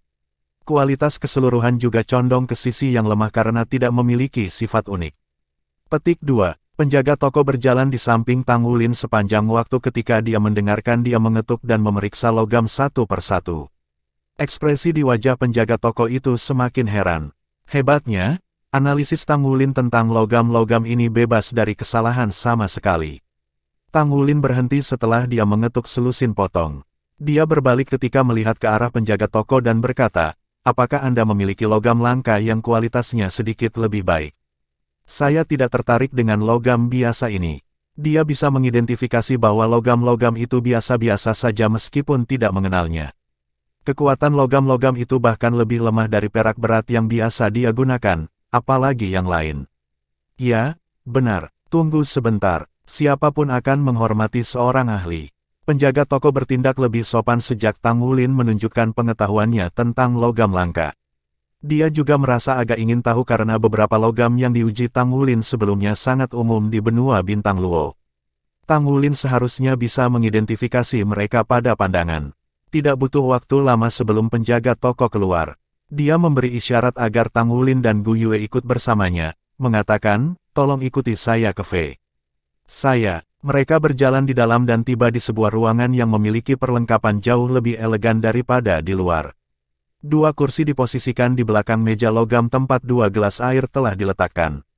Silakan duduk. Aku punya izin terbatas jadi aku hanya diizinkan menunjukkan semuanya kepadamu sepotong demi sepotong. Tang Wulin dan Gu Yue duduk. Dia tidak bisa menahan senyum ketika berkata, kamu menawarkan layanan yang sangat bagus di sini. Penjaga toko terkekeh dan menjawab, selama kamu puas. Tunggu sebentar. Dia mendorong membuka pintu, melewati gerbang logam dan berjalan ke kamar. Setelah beberapa saat, dia kembali dengan sebuah kotak kayu di tangannya. Kotak itu tampak agak berat ketika dia meletakkannya di atas meja dan membukanya. Pada saat yang tepat kotak kayu itu dibuka, mata Tang Wulin cerah. Itu adalah logam emas yang pudar dengan tembus jernih ke sana. Itu sangat mirip dengan bintang besi, tetapi bintang besi itu dihiasi dengan bintik-bintik emas, sedangkan logam di depan matanya memiliki warna emas yang sangat genap yang tidak terlalu tebal. Tang Wulin mengangkat palu emas dan mengetuknya dengan lembut. Terdengar dengungan lembut. Itu gema yang sangat menarik. Seolah-olah suara itu memutar dan berputar. Logam itu berkilauan juga. Tang Wulin mendengarkan sejenak dengan penuh perhatian. Sekali lagi, Dia menggunakan palu emas untuk mengetuk logam dengan lembut dan itu menghasilkan dengungan lembut lagi. Kepadatan internal sangat tinggi, namun juga memiliki afinitas unsur yang luar biasa. Selain itu ada juga beberapa karakteristik yang luar biasa. Suara bergema 9 kali setelah dipukul, dan setiap gema terdengar lebih kuat dari yang sebelumnya. Apa sifat dari logam ini? Tang Wulin bertanya pada penjaga toko. Penjaga toko itu menjawab, ini adalah Golden Crystal, logam yang sangat langka. Ia memiliki karakteristik mampu memperkuat semua energi. Sama seperti apa yang Anda rasakan sebelumnya, ia akan menghasilkan 9 gelombang resonansi ketika memperkuat energi. Itu akan bertambah sekitar 1% setiap kali. Namun, setelah resonansi, energi dapat diperbesar hingga 30%. Ini juga sulit didapat karena kekerasannya sangat tinggi dan memiliki kelarutan yang sangat baik dengan logam lain. Umumnya, seseorang akan memilih untuk menambahkan hypermetal ini ketika seseorang melakukan penempaan tingkat tinggi seperti penempaan sekering. Petik 2. Tanpa pikir panjang Tang Wulin bertanya, berapa untuk ini? Dia sudah pandai pangkat 6. Bukan lagi masalah baginya untuk memadukan 3 jenis logam. Dia pasti akan menambahkan lebih banyak jenis logam kepaduan roh ketika dia membantu teman-temannya untuk meningkatkan perlengkapan perang mereka. Kristal emas sangat berguna karena cocok untuk hampir semua orang. 10.000 Star Luo Coins untuk 1 gram, kata penjaga toko sambil tersenyum. Ekspresi Tang Wulin sedikit menegang. Koin Luo bintang. Dia tiba-tiba menyadari bahwa meskipun dia membawa sejumlah koin, itu semua adalah koin Federasi Benua Dou Luo. Bagaimana dia mendapatkan Star Luo Coins? Juga, 10.000 koin untuk 1 gram sepertinya terlalu mahal. Dia tidak punya cara untuk memperkirakan tanpa mengetahui nilai tukar antara koin Star Luo dan koin Federasi. Selain itu, jika ini digunakan dalam penempaan sekering di masa depan, ia akan membutuhkan beberapa ton logam ini jika ia ingin memasukkan dirinya dan 7 temannya. Biaya itu akan sangat besar. Tolong berikan jenis logam langka lain yang Anda miliki, kata Tang Wulin dengan tenang. Mohon tunggu sebentar. Petik 2. Penjaga toko mengeluarkan 7 jenis logam langka setelah itu. Tang Wulin mengenali 3 dari 7 jenis yang dapat ditemukan di benua Dou Luo. Keempat jenis yang tersisa hanya ditemukan di benua Bintang Luo. Setiap jenis memiliki karakteristiknya sendiri dan berkualitas baik. Ini semua logam mulia yang kita bawa saat ini. Jenis apa yang diminati tamu terhormat kita? Penjaga toko bertanya dengan sangat sopan. Tang Wulin menelan ludah dan menjawab, semua barangmu tampaknya baik-baik saja. Jika Anda memiliki stok yang cukup, saya ingin membeli sejumlah besar logam. Oh ya, saya punya pertanyaan. Apakah Anda menerima logam olahan sebagai pembayaran? Penjaga toko itu tertegun sejenak, ya, benar, tapi kami hanya menerima yang dari ribuan dimurnikan dan di atas. Antusiasme sebelumnya telah berkurang setelah mendengar pertanyaan Tang Wulin. Berapa banyak yang bisa Tang Wulin dan Gu Yue sempurnakan pada usia mereka bahkan jika mereka pandai besi? Apakah mereka pandai besi peringkat pertama atau kedua? Itu sulit bagi mereka untuk menghasilkan 100 refinite apalagi 1000 refinite. Tang Wulin mengangguk. Aku punya beberapa logam untuk dijual.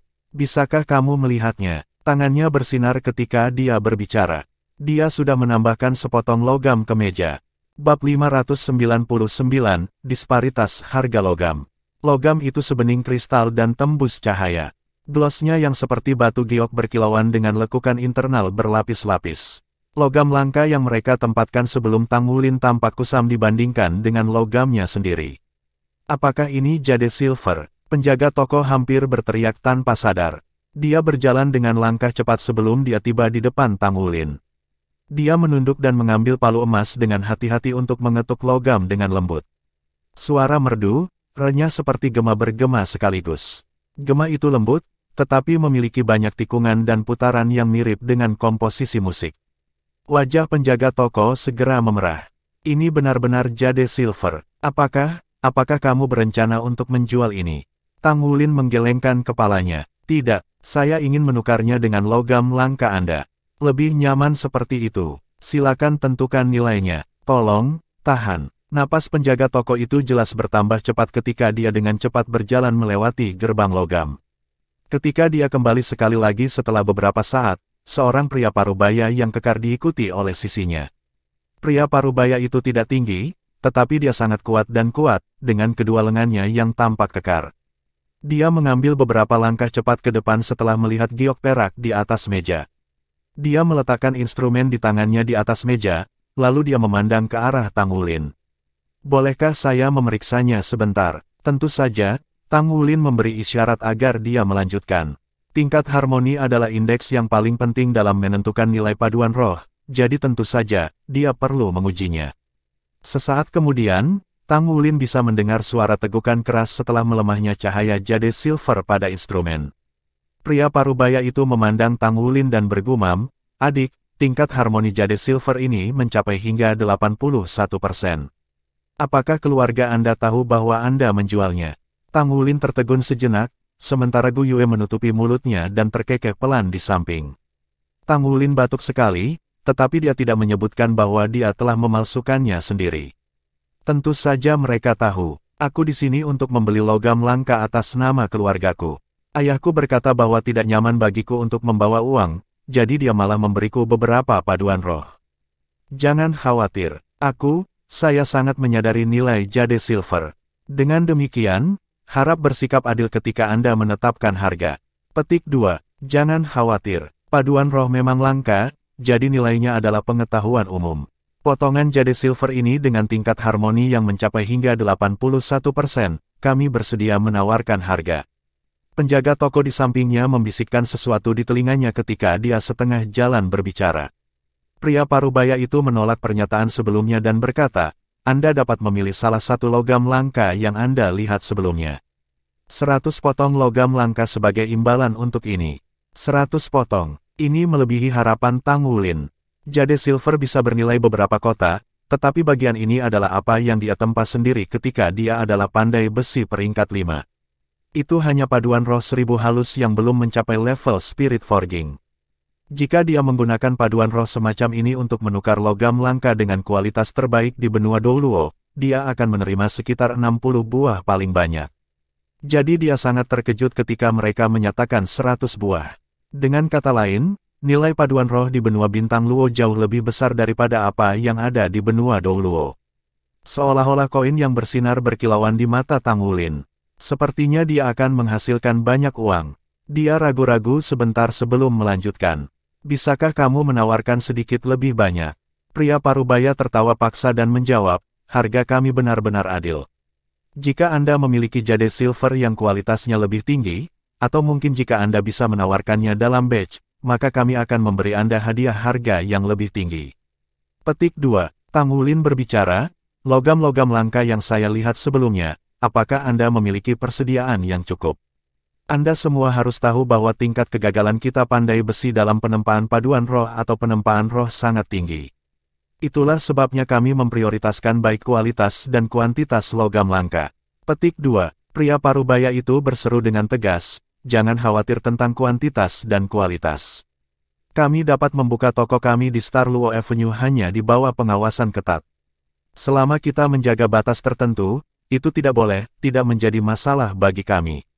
Namun, jika Anda membutuhkan jumlah yang sangat besar maka saya akan membutuhkan periode waktu tertentu untuk memenuhi kebutuhan Anda." Tang Wulin mengangguk dan menjawab, "Baiklah, kesepakatan. Pertama, saya akan menukar sepotong paduan roh ini dengan 100 keping golden crystal. Anggap ini awal yang menjanjikan. Silakan persediaan 3 jenis logam langka ini, emas kristal, perak adaptif, dan star copper. Saya akan kembali untuk menunjukkan kualitas kumpulan kristal emas ini kepada ayah saya, maka kami mungkin akan kembali untuk menukar atau membeli dalam jumlah besar." Petik 2. Baiklah, itu tidak akan menjadi masalah. Semakin banyak roh yang bersatu, semakin meriah, pria parubaya itu menjawab dengan gembira. Tang Wulin mengobrol dengannya lebih lama untuk mempelajari lebih lanjut tentang nilai tukar. Meskipun sulit untuk menentukan tingkat antara koin Star Luo dan koin Federasi, Tang Wulin berhasil memperkirakan berdasarkan jumlah pertukaran logam langka. Nilai spirit forging di Star Luo kontinen hampir sama dengan Douluo kontinen, tetapi nilai alloy roh jauh lebih tinggi di Mantan. Seolah-olah pandai besi di Star Luo Empire tidak memiliki keterampilan untuk menempa paduan roh. Gu Yue bertanya dengan lembut setelah mereka meninggalkan toko logam langka, "Aku ingat kamu masih memiliki cukup banyak paduan roh itu, kan?" Mengapa kamu tidak bertukar lebih? Kualitas logam langka di sini sepertinya agak bagus. Tang Wulin terkikik. Tidak perlu terburu-buru. Tidak perlu terburu-buru sama sekali. Sebagian besar paduan roh yang saya bawa sekarang adalah Tousan Refined. Masih ada ruang bagi saya untuk memperbaiki pengolahannya nanti. Setelah itu ditempa menjadi Tousan paduan roh halus atau campuran roh digabungkan dengan 3 jenis logam, nilainya akan lebih tinggi sementara biaya bahannya relatif rendah. Itulah cara untuk memaksimalkan nilai. Jangan khawatir, saya pasti akan menghasilkan banyak uang sekali kami sudah kembali. Petik 2. Seorang pecundang uang. Gu Yue tidak bisa menahan tawa. Kepala rumah tahu biaya bahan bakar dan beras. Bagian mana dari kultivasi kita sebagai Soul Masters yang gratis? Mesya membutuhkan uang, armor perang bahkan membutuhkan lebih banyak uang. Semua jenis harta karun surga dan bumi membutuhkan uang juga. Apakah saya baik-baik saja untuk berhenti bekerja keras untuk mendapatkan uang? Saya hanya bisa bergantung pada diri saya sendiri. Petik 2. Gu Yue tertegun sejenak. Bagaimana kalau aku menjagamu? Tang Wulin tersandung saat dia hampir jatuh. Apa katamu? Tidak ada. Ekspresi Gu Yue kembali normal. Tang Wulin meraih bahunya. Masih bisakah kamu mengambil kembali kata-kata yang kamu ucapkan? Hidup sesuai dengan apa yang kamu katakan. Kamu harus merawatku. Gu Yue menoleh ke samping, matanya dipenuhi dengan kegembiraan. Aku tidak bisa merawatmu. Kamu makan terlalu banyak. Tang Wulin berkata, bagaimana jika saya makan sedikit kurang? Tidak, Gu Yue mendorongnya. Berhenti main-main. Ayo pergi. Tang Wulin tertawa dan bertanya, sementara kita sedang topik makan, haruskah kita menemukan tempat untuk makan siang? Gu Yue memutar matanya. Kami baru saja sarapan, oke. Ini masih pagi. Masih bagus untuk memiliki makanan ringan. Aku yakin ada banyak makanan ringan lokal di Kekaisaran Star Luo. Apakah kamu tidak ingin mencobanya? Ternyata Tang Wulin bukan satu-satunya yang memiliki titik lemah untuk makanan. 10 menit kemudian, mereka berdua mencapai jalan samping di dekat Star Luo Avenue. Ada berbagai macam toko kecil di sekitar area itu. Keduanya memuaskan hasrat mereka dengan mencicipi semua jenis makanan ringan lokal Star Luo Empire. Mie bakso ikan sebelumnya enak. Gu Yue berseru dengan bersemangat. Tang Wulin mengangguk berulang kali. Ya, rasanya sangat enak, tapi porsinya agak kecil. Kecil, kamu menghabiskan semua bakso ikan yang akan mereka jual siang ini, dan kamu masih mengeluh bahwa porsinya terlalu kecil. Tang Wulin merasa bahwa memilih untuk belajar menempa bertahun-tahun yang lalu adalah keputusan yang bagus. Mereka tidak memiliki Star Luo Coins, tetapi dia berhasil mendapatkan beberapa dengan imbalan sepotong emas kristal sebelum dia meninggalkan toko logam langka. Seperti yang diharapkan, nilai Star Luo Coin jauh lebih rendah dari Federasi Koin. Menghabiskan koin dalam segenggam besar terasa agak dekaden. Siang hari, setelah mereka meninggalkan makanan jalanan, Tang Yin bertanya pada Gu Yue, jadi kemana kita sekarang? Gu Yue mempertimbangkan sebelum berkata, saya akan melihat spirit pagoda di sini. Anda dapat melakukan apapun yang Anda suka. Pagoda roh. Iya nih, seharusnya ada pagoda roh di sini juga. Mereka juga memiliki sekte Tang di sini juga. Haruskah aku pergi dan melihat Tang Sek juga? Petik 1. Star Luo City adalah ibu kota Star Luo Empire. Tang Wulin sudah menyadari bahwa markas Tang Sekte di sini terletak di dalam kota Star Luo sebelum dia datang. Baiklah, lalu aku akan pergi dan melihat sekte Tang. Tetap berhubungan jika kita berdua membutuhkan bantuan. Gu Yue naik mobil dan pergi, sementara Tang Wulin juga naik taksi jiwa dan menuju ke alamat kantor pusat sekte Tang di kerajaan Luo Empire. Markas Tang Sek tidak terletak di tengah, tetapi di pinggiran Star Luo City.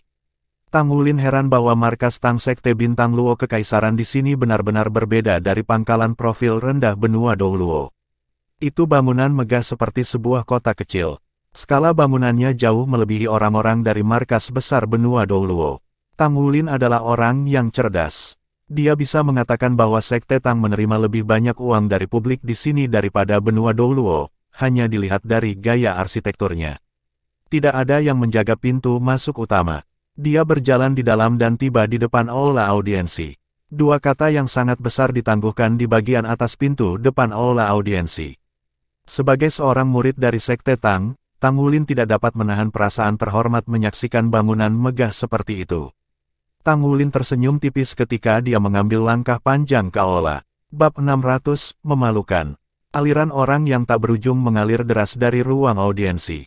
Berdiri di sana ada dua konter lurus di kedua sisi yang karena alasan yang tidak diketahui, membuatnya merasa seolah-olah dia berada di Asosiasi Pandai Besi Benua Douluo. Setelah berputar-putar di sekitar kerumunan sambil dengan penuh perhatian mendengarkan kerumunan dari samping, dia secara bertahap mengerti apa yang sedang terjadi. Sekte Tang di benua Bintang Luo sangat berbeda dari yang ada di benua Douluo. Di sini, perusahaan teknologi Tangsek era Dasling yang dimiliki oleh Tangsek di sini adalah organisasi super yang membentang di seluruh benua. Mereka berspesialisasi dalam memproduksi dan menjual berbagai perangkat jiwa. Secara alami, produk mereka dijual untuk keperluan sipil. Sebelumnya, ia mendengar dari seseorang bahwa Sekte Tang adalah pemasok amunisi untuk pemerintah Star Luo Empire. Ini semakin meningkatkan status mereka. Dia benar-benar tidak pernah menyangka bahwa Sekte Tang memiliki status seperti itu di benua Bintang Luo. Jelas bahwa dukungan Tang Sekte terhadap Kekaisaran Bintang Luo jauh melebihi Federasi Benua Douluo. Kemungkinan ini terkait dengan situasi federasi di sini. Setelah mempertimbangkan sejenak, Tang Wulin memutuskan untuk tidak mengungkapkan identitasnya. Cara sekarang sudah cukup baginya untuk mengumpulkan informasi mengenai Sekte Tang di sini. Lagi pula, dia ikut bersama korps diplomatik. Kemudian, dia meninggalkan Sekte Tang dan kembali langsung ke hotel. Gu Yue belum kembali, jadi dia bertanya di meja depan apakah ada meja palsu untuk disewakan di dekat hotel.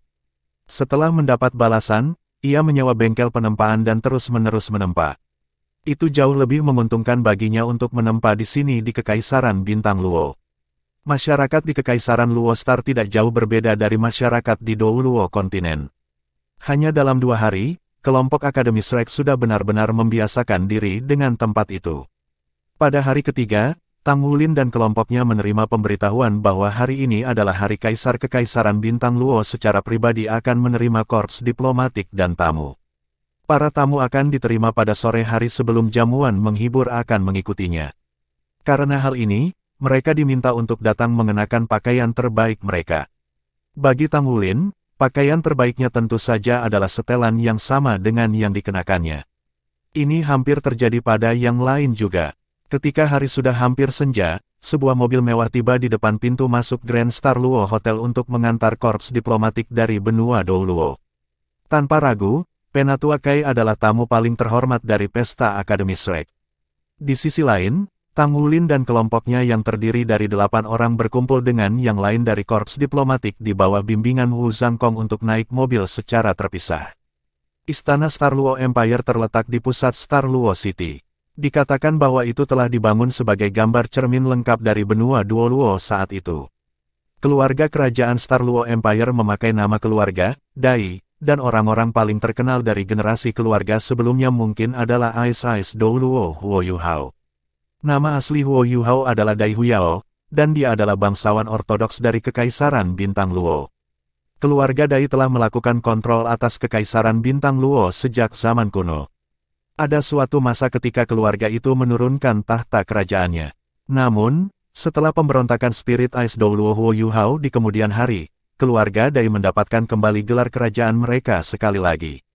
Justru karena pencegahan roh Ais Douluo bahwa federasi tidak berani tidak sepenuhnya memusnahkan Kekaisaran Bintang Luo meskipun mereka sudah melakukan dominasi mutlak atas benua Douluo pada saat itu. Ini menghasilkan peluang bagi migrasi besar Star Luo Empire. Namun, Kekaisaran Luo Bintang membayar harga yang mengerikan untuk migrasi besar mereka. Bahkan jika Star Luo Empire bergabung dengan Heaven Dao Federation yang jauh dari Heaven Dao kontinen, kekuatan nasionalnya secara keseluruhan masih tidak akan mampu mencapai Federasi Douluo kontinen. Suara klakson yang keras bergema, dan upacara akbar nasional dimulai di depan Istana Kekaisaran Bintang Luo. Karpet merah cerah membentang jauh dari Istana Kekaisaran Bintang Luo. Wakil Presiden Federasi memimpin korps diplomatik benua Douluo bersama dengan beberapa anggota parlemen terkemuka lainnya selain Penatua Kai dan beberapa lainnya. Tang Wulin dan yang lainnya hanya bisa berdiri di tempat yang lebih dekat ke belakang dan hampir tertidur saat dia mendengarkan musik yang megah. Setelah ditempa sampai agak larut malam, dia hanya kembali ke hotel setelah tengah malam.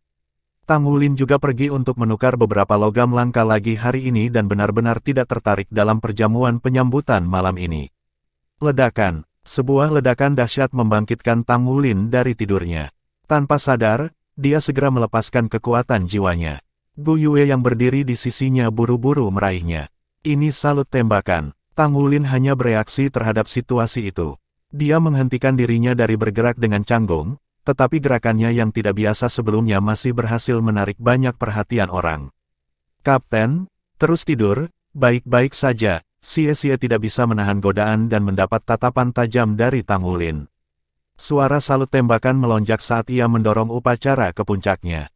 Tang Wulin mengintip dari celah di antara orang-orang dan melihat seorang pria mengenakan jubah panjang mewah bersama dengan mahkota emas di kepalanya. Dia kemudian memberikan sesuatu kepada Wakil Presiden Korps Diplomatik Douluo Kontinen. Kedua belah pihak bertukar kepercayaan mereka.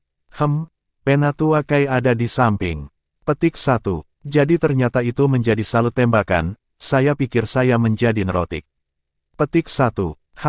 Bukankah itu gadis dari hari yang lalu? Tiba-tiba, Tang Wulin memperhatikan gadis yang mengenakan gaun istana panjang yang berdiri dekat dengan bagian belakang pria berpakaian bagus itu dengan terkejut.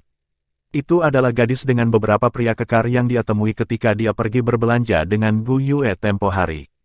Dia ingat bagaimana beberapa pria kekar memanggilnya pada waktu itu dan bertanya-tanya, bisakah gadis ini menjadi seorang putri? Jantung Tang Wulin berdetak kencang. Kurasa aku akan terus tidur saja.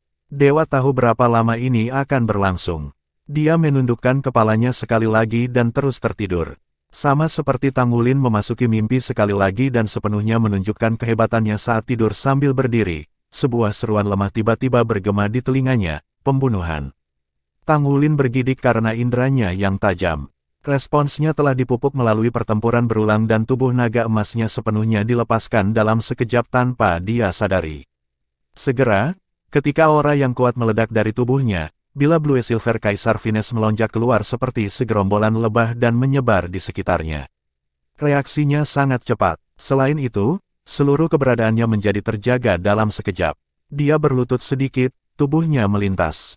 Hampir seketika, dia muncul di depan tubuh Gu Yue, melindunginya saat dia melihat sekelilingnya dengan waspada. Kemudian, dia melihat sepasang mata bingung ketika dia langsung menjadi pusat perhatian. Pada saat ini, Dai Tianling dari Star Luo Empire baru saja menyerahkan surat kepercayaan kepada Wakil Presiden Federasi. Lagu-lagu kebangsaan kedua benua sedang diputar dan Yang Mulia dengan ramah menyalami tangan para perwira korps diplomatik sebagai salam. Namun, keributan Tang Wulin telah memicu serangkaian perubahan. Lusinan tokoh berlari dari segala arah ke arahnya. Orang tercepat di antara mereka tiba di depan Tang Wulin hanya sesaat. Meskipun Tang Wulin belum memahami situasi sebenarnya saat ini, Blue Silver Emperor Venus-nya masih langsung menyebar. Dia juga menyadari bahwa teman-temannya ada di sekitarnya sehingga bila Blue Silver Grace digunakan untuk membungkus pinggang teman-temannya dengan cepat. Mengangkat cakar naga emas di tangan kanannya, dia sepertinya siap untuk meluncurkan naga emas mengejutkan surga. Apa yang kamu lakukan, Wulin? Wu Zhangkong berteriak dingin, sementara sosoknya secara bersamaan melintas untuk berdiri di depan Tang Wulin. Wu Zhangkong mendekati sosok yang sedang berlari mendekat, dan suara kekuatan jiwa meledak di kedua sisi. Wu Zhangkong mundur dengan 2 langkah sementara yang lainnya berjungkir balik ke belakang dan menangguhkan dirinya di udara. Hampir seketika, berbagai perangkat jiwa terkunci ke arahnya. Tang Wulin sudah benar-benar bangun sekarang ketika dia bertanya tanpa sadar, di mana pembunuhan itu. Dia gagal menyadari bahwa gadis yang berpakaian istana berdiri di belakang Yang Mulia Kaisar telah menundukkan kepalanya sedikit. Dia menekan mulutnya agar tidak tersenyum menjadi usaha yang besar. Wu Zhangkong menatap Tang Wulin dengan ganas. Apa sih yang kamu lakukan? Tang Wulin memandang ke arah Gu Yue di sisinya dengan ekspresi bingung. Tidakkah kamu berteriak padaku bahwa ada pembunuhan sebelumnya? Gu Yue tertegun ketika dia menjawab, aku tidak. Apakah kamu bermimpi? Tang Wulin berkedip. Dia benar-benar yakin bahwa dia telah mendengarnya dengan jelas sebelumnya. Apakah dia tidak tahu apakah dia sedang bermimpi atau tidak? Xie sudah tak terkendali mencibir keras. Jika Tang Wulin benar-benar bermimpi, ini akan menjadi lelucon besar. Saat ini, pengawal bersenjata kerajaan Star Luo Empire sudah berkumpul ke depan. Apa yang sedang terjadi? Penatua yang memiliki sikap membosankan bertanya dengan suara berat. Pada saat ini, bahkan Wu Zhangkong yang mantap dan mendalam tidak tahu bagaimana menjawab yang lain. Namun, dia juga tidak bisa melewatkan penjelasan. Jika pihak lain salah memahami niat mereka dan memutuskan bahwa mereka akan membunuh kaisar, ini benar-benar akan menjadi lelucon besar bagi mereka.